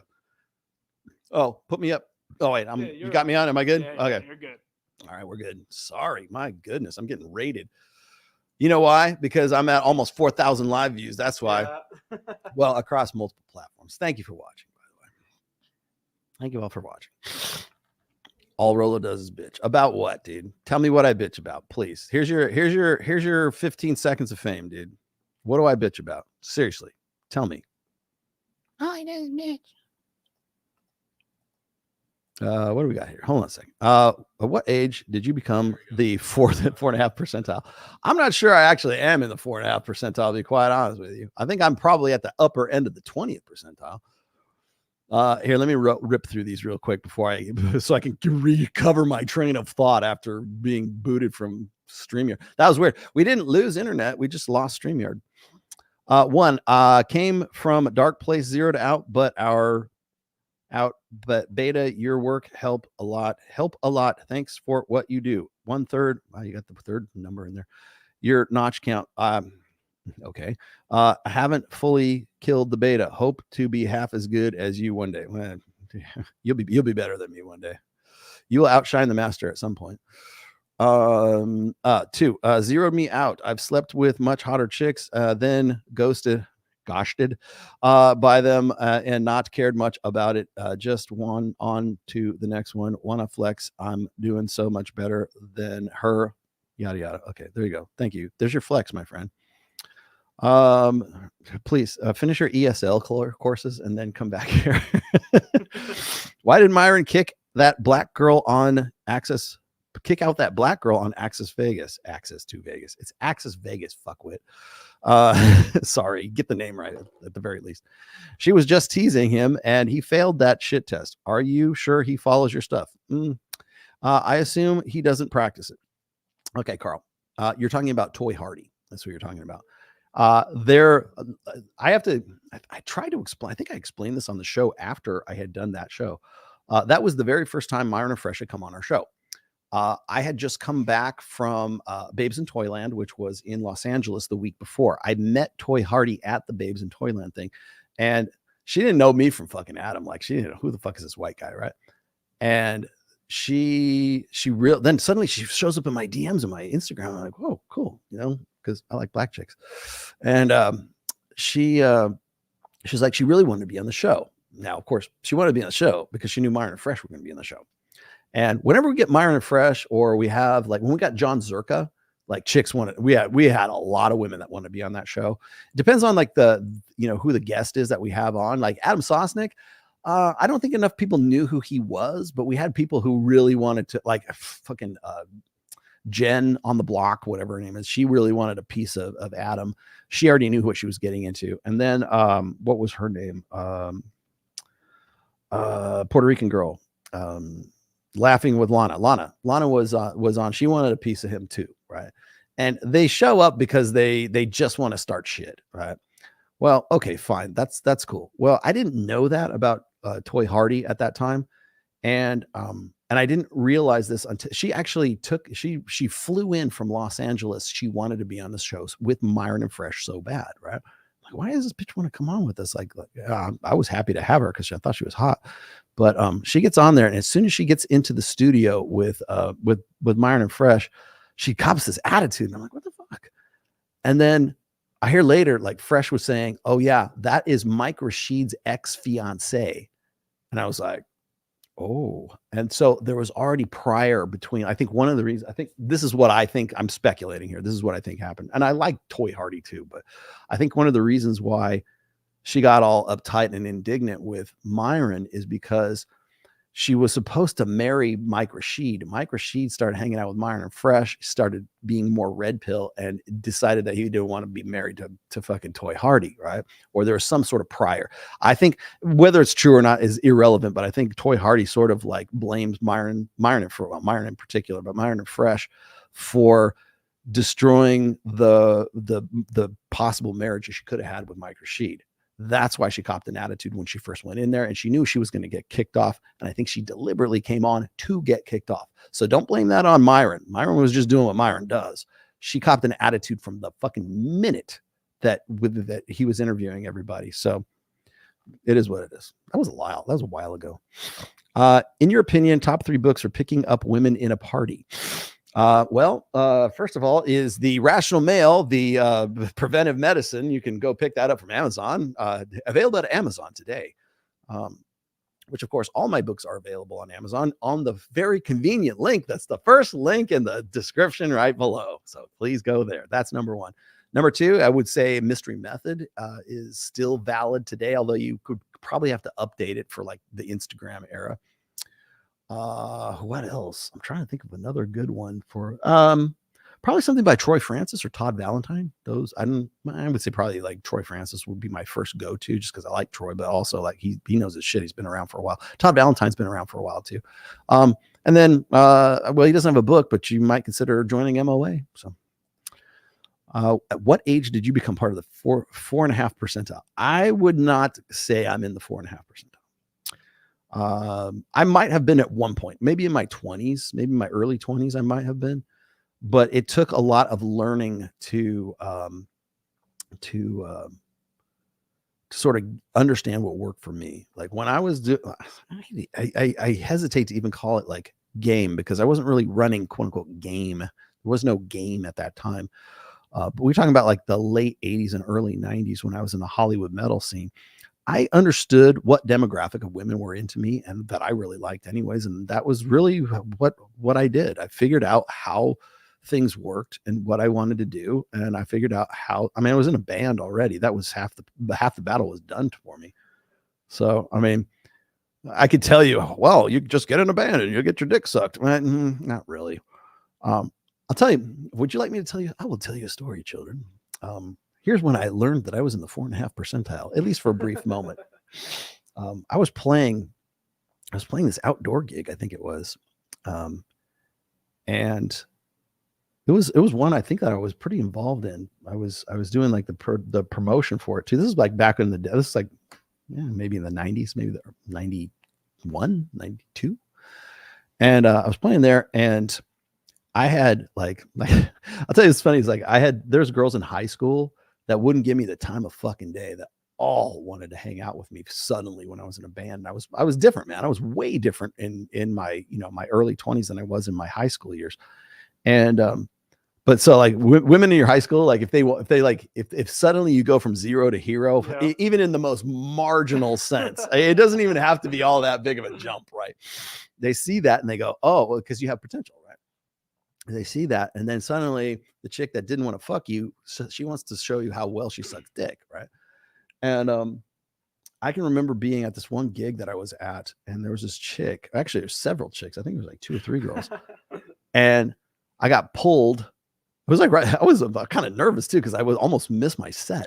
But I got pulled out of the crowd by these 2 chicks into the girls' bathroom. Yes, sir. And that's when I knew, I'm not going to give you the details, but that's when I knew that I had finally hit the 4.5%. Let's just say that was pretty much proof positive at that point. But, and I'm happy to say I did actually make the set, but yeah, that's what, because when you are like, this one thing, like I know that Mike talks about like social proof and pre-selection. I asked this question of Mystery. I said, do you make a distinction between social proof and pre-selection? And he doesn't. I do. I think social proof is something that you can get from men and from women. Pre-selection is you just get that from women. So if you have fame, if you're the guy that other men want to be, and maybe other women want to fuck, you're going to have a pre-selection, or social proof. So if you do something incredible, if you have a talent, if you have something that, if you're a musician, if you're an artist, if you're even if you're just a podcaster like me, like I can walk through the Las Vegas airport and get recognized 4 or 5 times. That's social proof. That's not necessarily pre-selection. It's just like people know you, notoriety, like instant recognition. I talked to Myron and Fresh about this. We were at Babes in Toyland, the charity benefit in Las Vegas. I think it was in February. and they were out and I was out, and we were getting our picture. Like we were walking through the crowd and everybody was pulling us out, me and Myron and Fresh and Mike. And then people just want to talk to us and they want to like ask us questions and everything. I'll tell you, there is no more powerful a force than social proof and pre-selection when you're in those situations. And we had sort of a brief moment where I could like talk to the guys. And I looked at Myron and I said, did you think that in like 2 years ago, like when we first started doing this, that we would be doing this shit right now? And he's like, no, man. He says, like, this is just fucking incredible. I go, you realize that we are the new rock stars right now, at least in this sort of niche or in this genre, right? We're not actual rock stars, but like have that same notoriety. We have that same kind of gravitas that a rock star would have, especially in environments like this, where you get recognized and that social proof goes to you. Oh, that's Rollo Tomassi. Oh, that's Myron Gaines. Oh, that's Fresh. That's Mike. Right. And by order of degree, I'm not saying we're like, fucking, Lamb of God, or we're like fucking Megadeth or whatever. And that's not what I'm saying. But I'm saying within that, not in that genre, within that niche, we're recognizable at the very least. We might not play in like super groups, but we play in some pretty fucking important bands as far as our, our products and our personalities and our brands are concerned. And he nodded. He agreed. He said, yeah, it's not unlike that. I've gone put it this way. I've gone to more places and more countries and toured done more things, more travel as a podcaster than I ever did and I played some interesting places when I was in the early like 90s, but never as much as I have been since I've been doing what I'm doing. And so pre-selection, I make a distinction between pre-selection and social proof. Social proof can get from a lot of people, right? But pre-selection is when the girls pull you out of the crowd into the bathroom. That's fucking pre-selection, okay? When chicks are giving, like, let me say, throwing themselves at you, but when they're giving you indicators of interest so regularly, and other women want to be seen with you. It's not, one of the things that Mike always says is it's good to have a hot chick. You enter the club with a hot chick. So you've already got pre-selection from the hot chick. Well, yeah, that's good. But I think that's kind of old school in the social media age right now, because you could pay chicks to fucking do damn near anything, right? I went to, Kyle, have you ever been to Omnia? I think it's in Caesars at Club Omnia. Yeah. I've been around, but yeah. Okay. So I went there. I went to Omnia on a Tuesday night with Mike, and me and Mike we were wandering around Omnia. Now Omnia is in the Round. It's a fairly big club. It's not as big as Zook, but it's a big club in Vegas. And even for a Tuesday night, there's a lot of people at that fucking club. Now, this was for, we went there because Masha Didick, she was one of the girls on Access Vegas. She's a really good friend of both me and Mike's. And she was having a birthday. So we went in there, and it's a Tuesday night, and we're wandering around, and we were saying hi to all our friends and stuff. And Mike and I don't drink. So we're like analyzing the situation. We're like, scanning the scene, right? And if you go around, I think there's 18 separate tables that are like that. You buy these tables, and they're all around the dance floor, and then there's a DJ booth that's on the top, right? And so we're going around the circle here to all the clubs, and he's pointing out, okay, Spearmint Rhino owns that table, and these guys own that table, and these guys own that table. And he's pointing out like all the people who are at those particular those sites. He knows all these guys, right?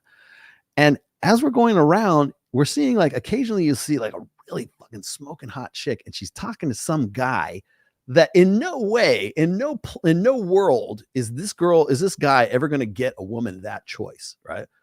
And he would point out the girls to me who were atmosphere models, right? They're hired by the club to be there in those situations, and all they're there to do is to get guys to pay for higher, more expensive bottles of booze, right? They're just basically there to up the expenditures of guys who are like tourists or people like guys who are hanging out. And what they do is they basically flirt with these guys who in no other situation would ever be able to, like, they're from fucking Lincoln, Nebraska, right? They're from, Jackson Hole, Wyoming, right? They're from somewhere. They're from, Paducah, Kentucky, right? They're in for some convention, or they're having a good time there. Maybe it's a bachelor party, maybe whatever. They're there. And this chick out of the whole fucking club says, "Hey, how you doing? Blah, blah, blah. Oh, I'm good." And they're open. They're expected to be open to, like, say, advances from guys. And then they're there to make them drink more booze, like more expensive, like vodka. Like, I'm giving away the game here, by the way. I hope none of the club owners are like watching this, but it's not a secret. Like you can go to any of these pool parties. Like if you go to Dre's for sure. If you go to Wet Republic, probably. I'm trying to think of the other big pools. The one at Cirque is another one. Like the big pools. Like any resort that has a giant pool and has a lot of gorgeous big titty girls hanging out. They're there because they're paid to be there, and all they have to do is just sit there and be fucking sexy. That's all they got to do. Soak up the sun, even out their tan, and they get paid to be quote unquote atmosphere models because they want guys to think this is where the hot chicks are. They tell their friends, more people come in, they spend more money. That's what they're there for. And that's what they're there to do, because those guys are in the 80th percentile and would otherwise never get to sniff at a girl that is as attractive as the ones we were looking at, like say at Omnia or whatever else. And it's a hustle. It's a grift. I mean, it's like more than that really, but, so guys, I mean, I'm like, you will not get this on any other podcast, by the way. no one will also actually sell people out for this. But they're the guys, the 80% who usually have to earn pussy.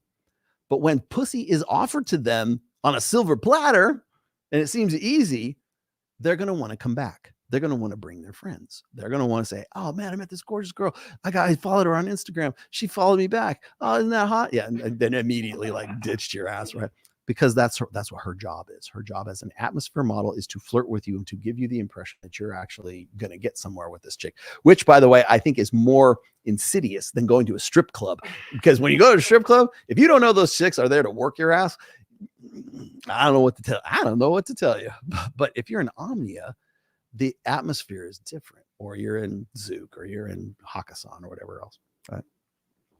So remember, there's the 80th percentile. Those are the invisibles. Those are the unfuckables, right? Those are the guys. Those are the men who don't fuck. Then there's the 20 percentiles. Those are the guys who get mad at the guys who are in the 4.5 percentile, who just simply like almost effortlessly get laid, because the guys in the 20th percentile had to work at it.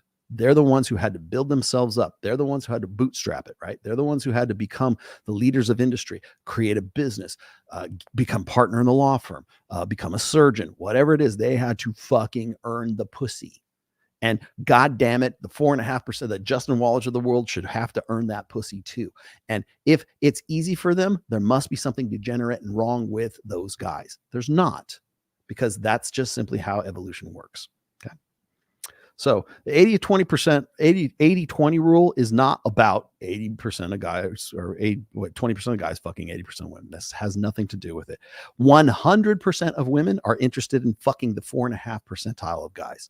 The 20th percentile guys are dudes who have to earn it. And the 80th percentile guys, those are the guys who don't get no pussy, period. They don't fuck. Okay. So I want to also extrapolate this. Okay. So that mindset that men must earn pussy infiltrates and defines our social narrative. It defines the social fabric. Okay, so we're going to actually go from the micro to the macro right now, okay? So this mindset pervades all ideologies in society. Every notion we have about pedestalizing women stems from this truth, from the 80-20 rule, okay? The guys who have to earn pussy and the guys who just get it for free. There's the guys that she will break the rules for, and then there's guys that she will make the rules for. The guys she makes rules for are not in the 80th percentile. They don't care about them. They're the not people, right? Thanks, Homer. The 20th percentile guys are the guys that women will make rules for. And usually those rules pop up right around the time she's about 28, 29, 30 years old, which oddly enough is the average age of first marriage for women. So now it's like, I'm done having my fun. I fucked all these guys at Hakkasan and Zook and Omnia and the hot guy in the foam cannon party. And I was drunk and he was cute and one thing led to another. Now she's on the declination of her sexual market value. Now she has to sort of square the circle of the fact that she can't quite get the same kind of guys she used to get back when she was in her prime, when she was 22, 23 years old. And now she wants to settle down.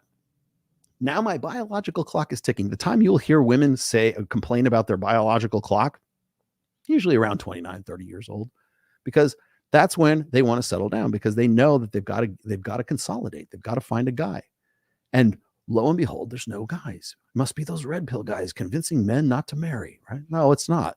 It's the fact that even at 29, 30 years old, women's standards are so effing high that that only the Andrew Hubermans will do. Only the Justin Wallers will do. Only the guys who are in the 4.5% will do. Well, she's got to sort of calm down her ego and her id. Like the id wants to fuck. The id wants the hot guy in the foam cannon party. The ego says, no, we got to find a guy we can settle down with. We need somebody to have babies with. And my mom wants grandchildren, right? There's the you're not getting any younger aspect of that equation. Well, it's kind of hard to do with the guys who are the 4.5 percentile. So we've got to go with the highest guys, the best performing guys, the guys who earn the pussy in the 20th percentile. So if I can't have Justin Waller, if I can't have Andrew Huberman, if I can't have Jack Reacher, then I'm going to go for the guy who is not in the 20th percentile, but he's like edging up towards the 10th percentile, right?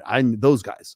And it goes on down and down and down, depending on like what her availability is, what her looks and attractiveness and arousal factors can afford her to actually consolidate with. She would much rather desires to get with the guy who's the 4.5%, but she might say, you know what? If I can find a guy who's got a good job, he loves his mom, he likes puppy dogs, he's the same religion as me, doesn't have to be 6 foot tall, but he can be 5'11". He can be, he doesn't have to make $500,000 a year, but he's got to make $300,000 a year, whatever. Like, and then on down, and it staggers on down from there. Those standards end up becoming compromised, and some of them are replaced in priority order. Well, finding an attractive, hot guy who fucks the shit out of them, that's still a very high priority, but it might be prioritized differently now because she's 30 years old or she's 33 years old. So I'm just defining the epiphany phase right here. This is more of like a holistic approach to the red pill. Okay. But what I want to point out here is that when guys have come to me and they say, well, Rollo, do you think that the beta males are the guys who like run society? Or the society depends on the beta males? Yeah, absolutely. I would 100% agree with that. And, God bless them. Thank you for working in raw sewage and working on oil rigs. And thank you for I'm not saying that they're all beta males, but I'm just saying they're like, men are doing the hard work and they're rewarded with nothing, with substandard pussy, right? Because even if you're a guy who's working on an oil rig and you're, relatively subjectively pretty alpha, I mean, I would say that's probably definitely requires a certain amount of alphaness. Those guys are still of the mindset that they have to earn pussy. So even if you're a guy who is like, effectively you're an alpha guy, you still might have the mindset of a guy who has to earn pussy. Why am I saying this? Because Andrew Huberman was one of these guys who used to think he had to earn pussy. Now, because he becomes Andrew Huberman, he doesn't have to earn pussy anymore. Pussy comes to him. Pussy is free for Andrew. Well, not free, but it is definitely a far easier prospect for him as Andrew Huberman in 2024 than it was when he was in 2020. So this is me spitballing right here. Andrew Huberman was in the top, let's say 10th percentile. Certainly wasn't in the bottom 20, right? Definitely in that mindset of I have to earn pussy. I have to prove myself. I have to only have one woman at the same time, right? That's really what, earned pussy is. The premise is the root of socially enforced monogamy. You only one man and one woman. And that, as I said before, is being challenged by our new impressions or our new understandings of how to do a relationship fluidly, right? Remember, closed on his end, closed on her end, closed on his end, closed on her end, open on his end, open on both ends, closed on his end, open on her end. Those 4 models right there, that is as a result of 21st century way of thinking, a 21st century way of sorting out how to do a relationship, where you have guys who are still mired in the 20th century way of thinking, right? 20th century way of thinking is I have to earn pussy. I have to be the one who it does better. I only get pussy when I perform adequately. Even when you're married, you're still qualifying for pussy. Oh, you didn't get the promotion at work? No pussy for you.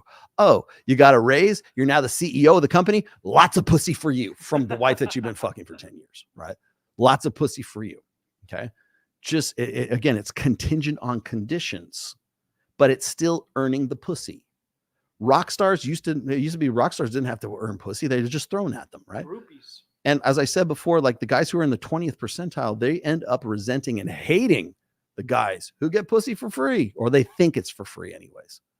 And so you got when I joke, and I constantly joke about this, if you want to know where this is, it's actually in the Iron Rule of Tomassi number 3, when I say the hot guy in the foam cannon party in Cancun on spring break, she was drunk, you were cute, and one thing led to another.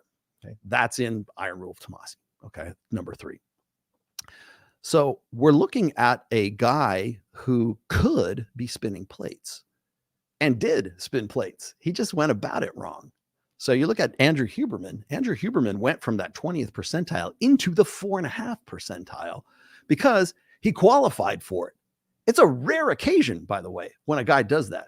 Jumping from the 20th percentile into the 4.5 percentile, especially when you're 48 fucking years old, that is a miracle from Jehovah. That is like from on high, man. Are you kidding? That is it used to be anyways, an insane jump, especially at that late an age. Now, if we're talking to the guy is like in his 20s and he did something incredible, he's like Eddie Van Halen, right? Or he's like a fucking rock star. He's like Keith Richards. He's David Lee Roth, right? Those guys are already set up. Those guys they go from zero to hero, and it's just a natural progression, right? Or it could be an athlete. You could be some 19-year-old kid from the inner city or some 21-year-old kid from the inner city. You get to the NFL draft and you're drafted in the NFL, and now suddenly you're playing for the Raiders. You're playing for wherever, right? You're playing for an NFL fucking team, and you go from making $0 a year to making $10 million a year or whatever it is. Right? Even just $1 million a year is a huge difference, right?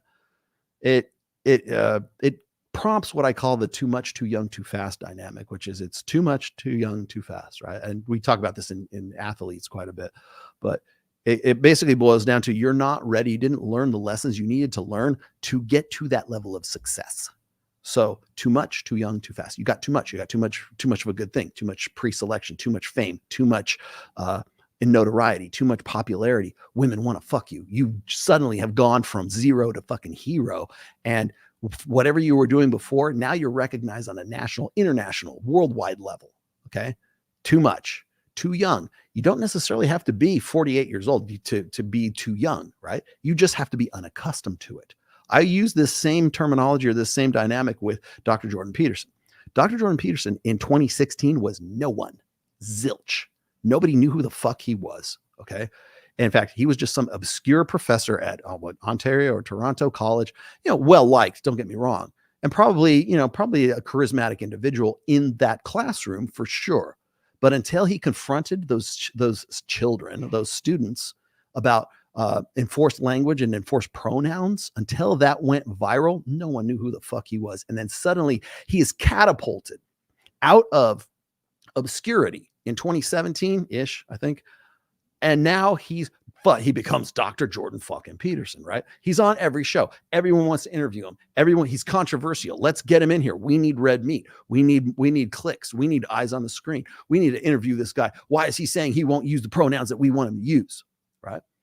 And so he goes from there, and then it turns out he's got more to say than just like fuck your pronouns or fuck your feelings. He's got other things to say as well. And then so that personality and that obscurity is left behind.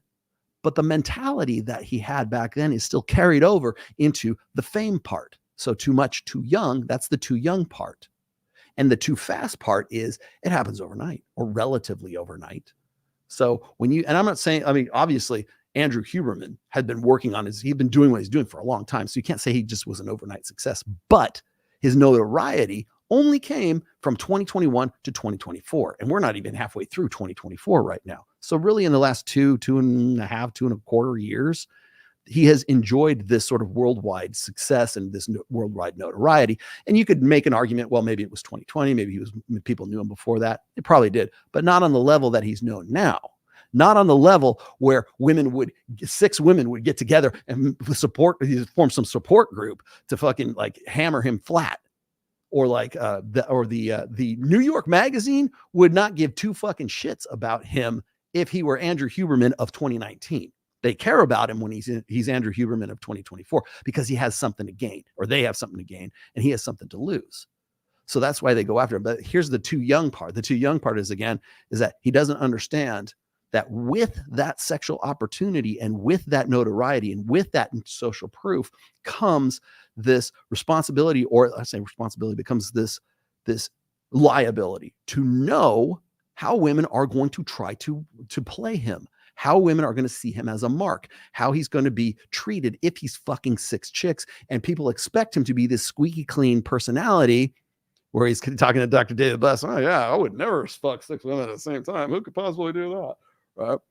That's the crux of this. That's the too much, too young, too fast. It happened too quickly. I've said this, and I'll have to apply this to my own sort of mentality here. So I'm going to give you my opinion. My opinion is this, is that I've never been a get rich fast guy, get rich quick. Never been that guy. I'm Adam Sosnick and I have had talks about this because he's the same way.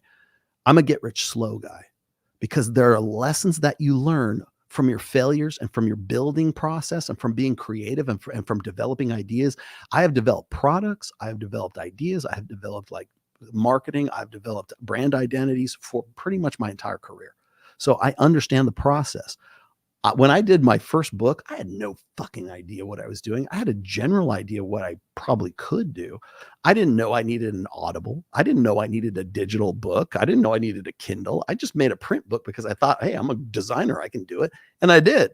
And the first thing anybody says is, where's your Kindle? And I'm like, oh shit, I need a Kindle. And then they're like, well, okay, I got the Kindle. Hey, I like to listen to my books on Audible. Where's the Audible for this? I'm like, fuck, I got to find somebody to, and then I got Sam Botta, thank you very much, to read the first 3 books. But when I did the first book, I had no idea. Now, if I'm going to launch my 6th book, I'm going to have to come out with all that shit and a fucking bag of chips before I go and publish anything at this point. Because that's the first thing people are going to demand. Now, I usually stagger the releases of like the Audible and the print because everybody will just order Audible. I want you to get the print book, right?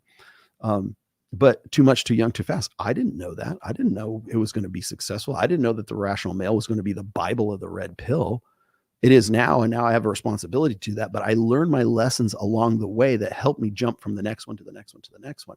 If you go from 0 to hero, you miss out on all of that, all of the lessons that you need so that you're responsible when you're a fucking hero, or that you're at least protecting yourself when you're a fucking hero. And that's really Andrew Huberman's only real, I think, failing in all of this, is that he tried to use the old sort of blue pill modality, let's just say, of how he should treat women and how you should keep a woman and everything else. Oh, you should only have 1 woman at a time. Well, he did 6 of them, but they were all one at a time. They weren't all concurrent, but so what happens is now everybody wants to turn him into the Tinder swindler. They want to say, oh, he's a brain surgeon. He's a brain guy. So he knows shit about your brain and your psychology. So he can twist his fiendish little plans and make you want to suck his dick whenever he wants you to, right? That's essentially what they're trying to do, because this chick has a fucking axe to grind with him, which you would know if you'd had the benefit of understanding all that shit over the course of, say, like, I don't know, 10 years instead of 2 years. So there's certain lessons you learn along the way that help you certainly retain the wealth that you get, whether that wealth is whether your integrity or your respectability or your brand or your money, whatever it else. So there's ways to create value that don't have anything to do with money. Usually, I hope they do, but retaining that and securing that is very important. So now I want to point this out one more time here. Is like the 80-20 rule, that is the 80 percentile and the 20th percentile are all part of they must earn pussy. Okay. You have to do something that is meritable. Now, people have asked me this before, like, well, Rollo, what about like hypergamy when it comes to alpha fucks and beta bucks, right? It doesn't matter like how much beta bucks, how valuable you are from the beta buck side. If you don't look good and women don't want to fuck you, then they're only having obligated sex with you. Yes, that's transactional. So, but the mindset really pervades all ideologies in society. Okay. So and I'll explain to you what I mean about that. I got all my notes here. Sorry. I wrote this down this morning. Okay. So you've already heard the maxim that women break rules for alphas and they make rules for betas. This is true. True alphas are roughly 5% of men. Monogamy is about the 20%ers, not the 80% or not the 5%ers. Okay. It's really not about the 80%ers either. But when it comes to monogamy, the 20th percenters are guys who need monogamy. They like thinking of having dating non-exclusively to like 20th percentile guys is really kind of a foreign language for them, because they are in such a state of sexual deficit, not abundance, like deficit, that it seems logical, and deductively it seems logical, that to attain and retain a woman implies that you have to do what she wants you to do. You have to earn the pussy. You have to qualify for the pussy. You have to have a good job, come from a good family, go to a good college, still stay in shape. I mean, think about all the prerequisites. I've said this before. As when you're looking at the laundry list, it's Royce used to call this the 436 bullet point checklist, right? You got to be hot, got to be good looking. Got it. You got to be funny. You got to be intelligent. You have to be educated. You have to make a lot of money. You have to be passionate about what you do. You have to be the same religion. You have to like puppy dogs. You have to like Disneyland. You have to want kids. You have to like her parents have to like you, and every one of her girlfriends has to like you, and on and on and on and on and on and on down the line of all these things. Now, do you have to meet every single criteria? No, but if you can meet the first 4, you might be in there. But you still had to meet that criteria. She is the prize to be won. She is the qualifier. That's why we say men need to become the prize, not the other way around. Say the 5%er guys, those guys are automatically the prize. Those are the guys that women will break rules to fuck. Simple as that. But the 20th percenters, they see monogamy as their only recourse to getting pussy. How to it's really solving their reproductive problems. Getting pussy is the proximate goal. Reproducing, having a family, that's the ultimate goal for the 20 percenters. So they come from a position of monogamy as a goal state. I would argue that prior to 2021, Andrew Huberman most likely was in that same kind of thing. And that's why dating women, 6 women, whatever it was, 5, 6 women, concurrently seemed like the logical way to go about it. It seemed like a good idea. This is how we should do it. You can also make a case for, like, say, Tiger Woods. Tiger Woods was married, but Tiger Woods, like Chris Rock always used to joke, like, well, Tiger Woods just realized he was fucking Tiger Woods, right? Finally, it's like, hey, I'm Tiger Woods. I can fucking this. I can fuck escorts. I can fuck porn stars, whatever I want. And he could get away with it for a while. But his image was this squeaky clean, good family guy because he married a Swedish bikini model. He had 2 kids with her. And when all that shit went to hell, people's impression of him was kind of, even to this day, Tiger Woods is still Tiger fucking Woods, right? Steel Panther writes a song about Tiger Woods. All right. So you've got that aspect working against Andrew Huberman right now. Whether he cultivated that, that persona or not, that's what the people or the women at the New York Magazine were trying to imply, that this is what he's really about. And this is why he's not really about that. So they're looking for, he's not really who he says he is. And so they're trying to disqualify him and discredit him. And they're trying to run him up the flagpole, which I think is fucked. And I think he doesn't deserve this. I think the only mistake that Andrew Huberman made is that he wasn't above board. He wasn't spinning plates the way he probably should have spun plates, because he doesn't come from a background of sexual abundance. So when that guy gets sexual abundance, now all bets are off, but he doesn't want to be a dick because he doesn't say, well, I'm fucking other girls too. That because he's probably concerned that his 20%er brain is still concerned that he's not going to be able to spin all these plates. They probably still wouldn't have cared. Like if you said, I'm fucking this chick and I'm fucking this chick too. You caught me. Sorry. If he would have just said that and been upfront about it, those women would have been like, they probably would have fucked him harder, because like, oh, there's more bitch. I'm in competition with these bitches. Oh, watch me suck your dick. Right. It's an aspect of dread and urgency and competition anxiety, which if you have been part of that 20th percentile for pretty much all of your life, up until the point where you get to be, go from Andrew Huberman to Andrew Huberman, then yeah, you're probably going to want to carry that over. Now, the last thing I'm going to say today before we get out of here is that when you go from too much, too young, too fast to when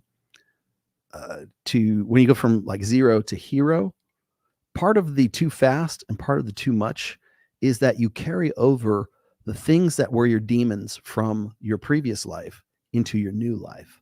Now, I don't mean real fucking demons, okay? So just fucking stop it, okay? What I mean is if you were an alcoholic before you became super famous online, or you became the next podcast sensation, you're probably good. Now you were once a broke ass alcoholic. Now you're an alcoholic with $10 million and a huge following. Or maybe you had a drug addiction. Maybe you were addicted to benzodiazepines. Maybe you liked fucking escorts all the time. Maybe you were addicted to fucking prostitutes.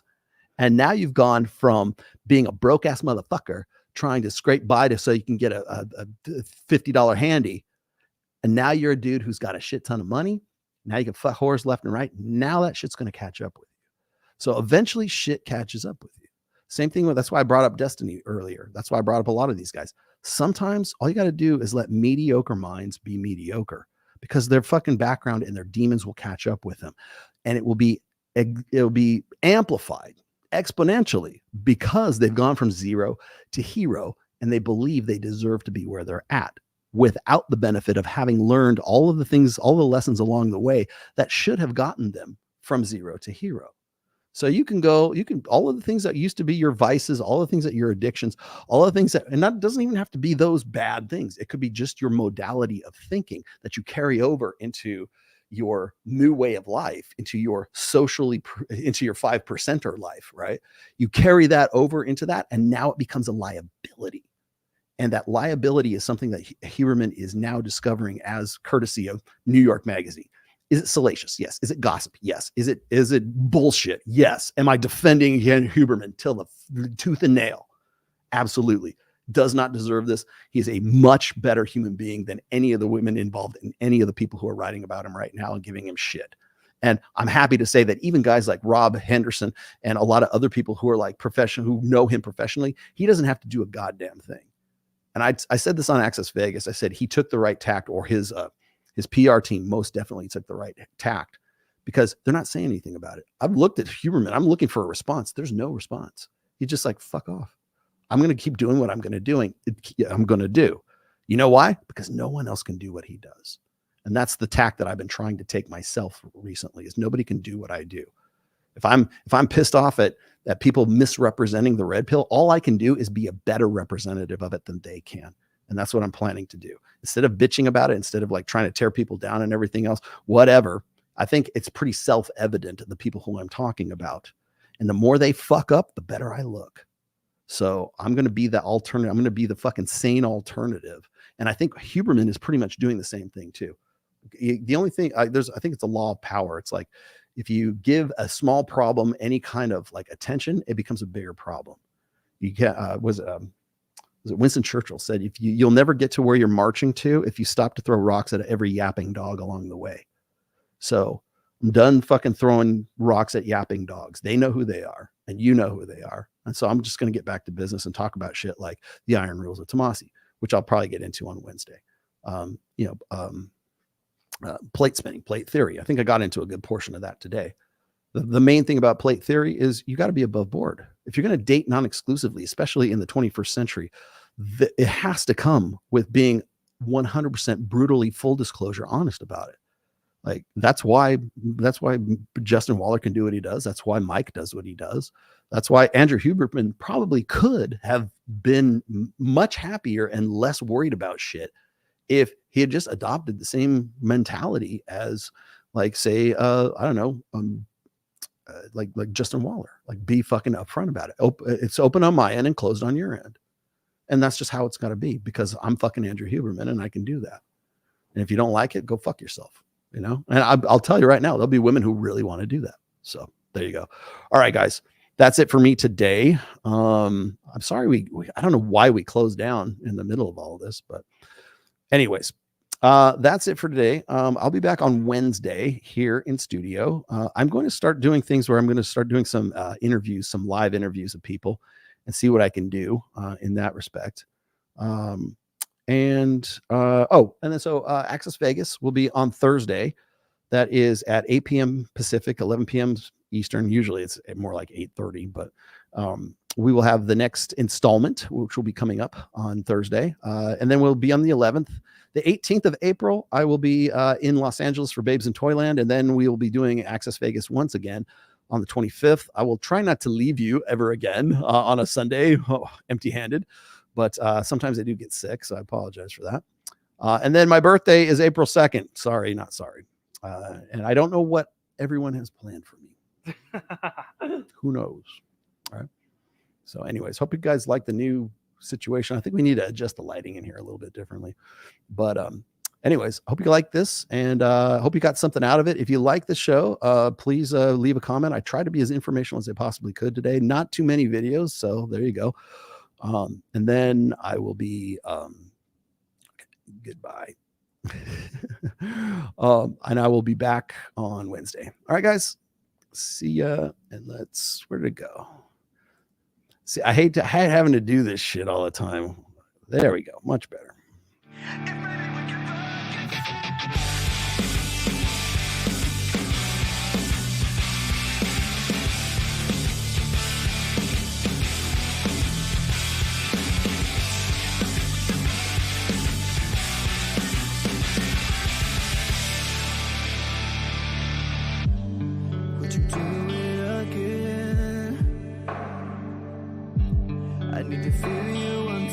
Of me, it was my first time,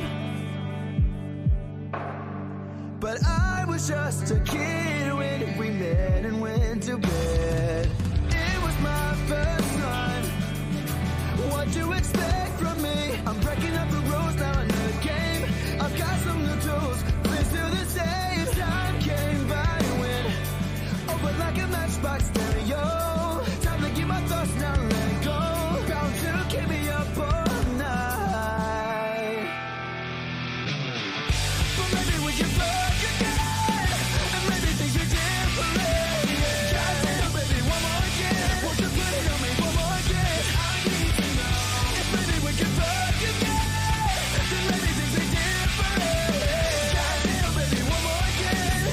You could have the best day of my life.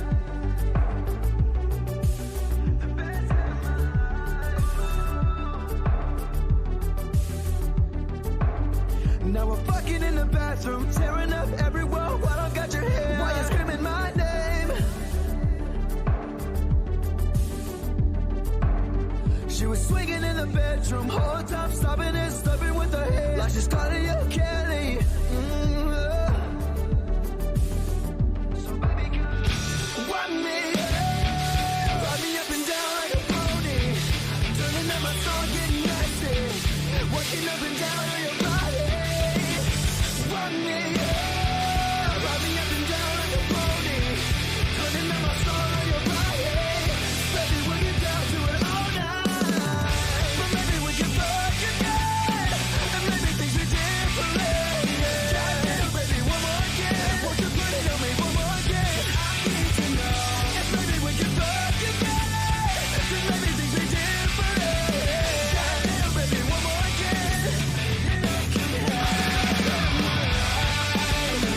The City Podcast has been a production of the Rational Male. All rights reserved. Registered trademark 2024. Don't steal my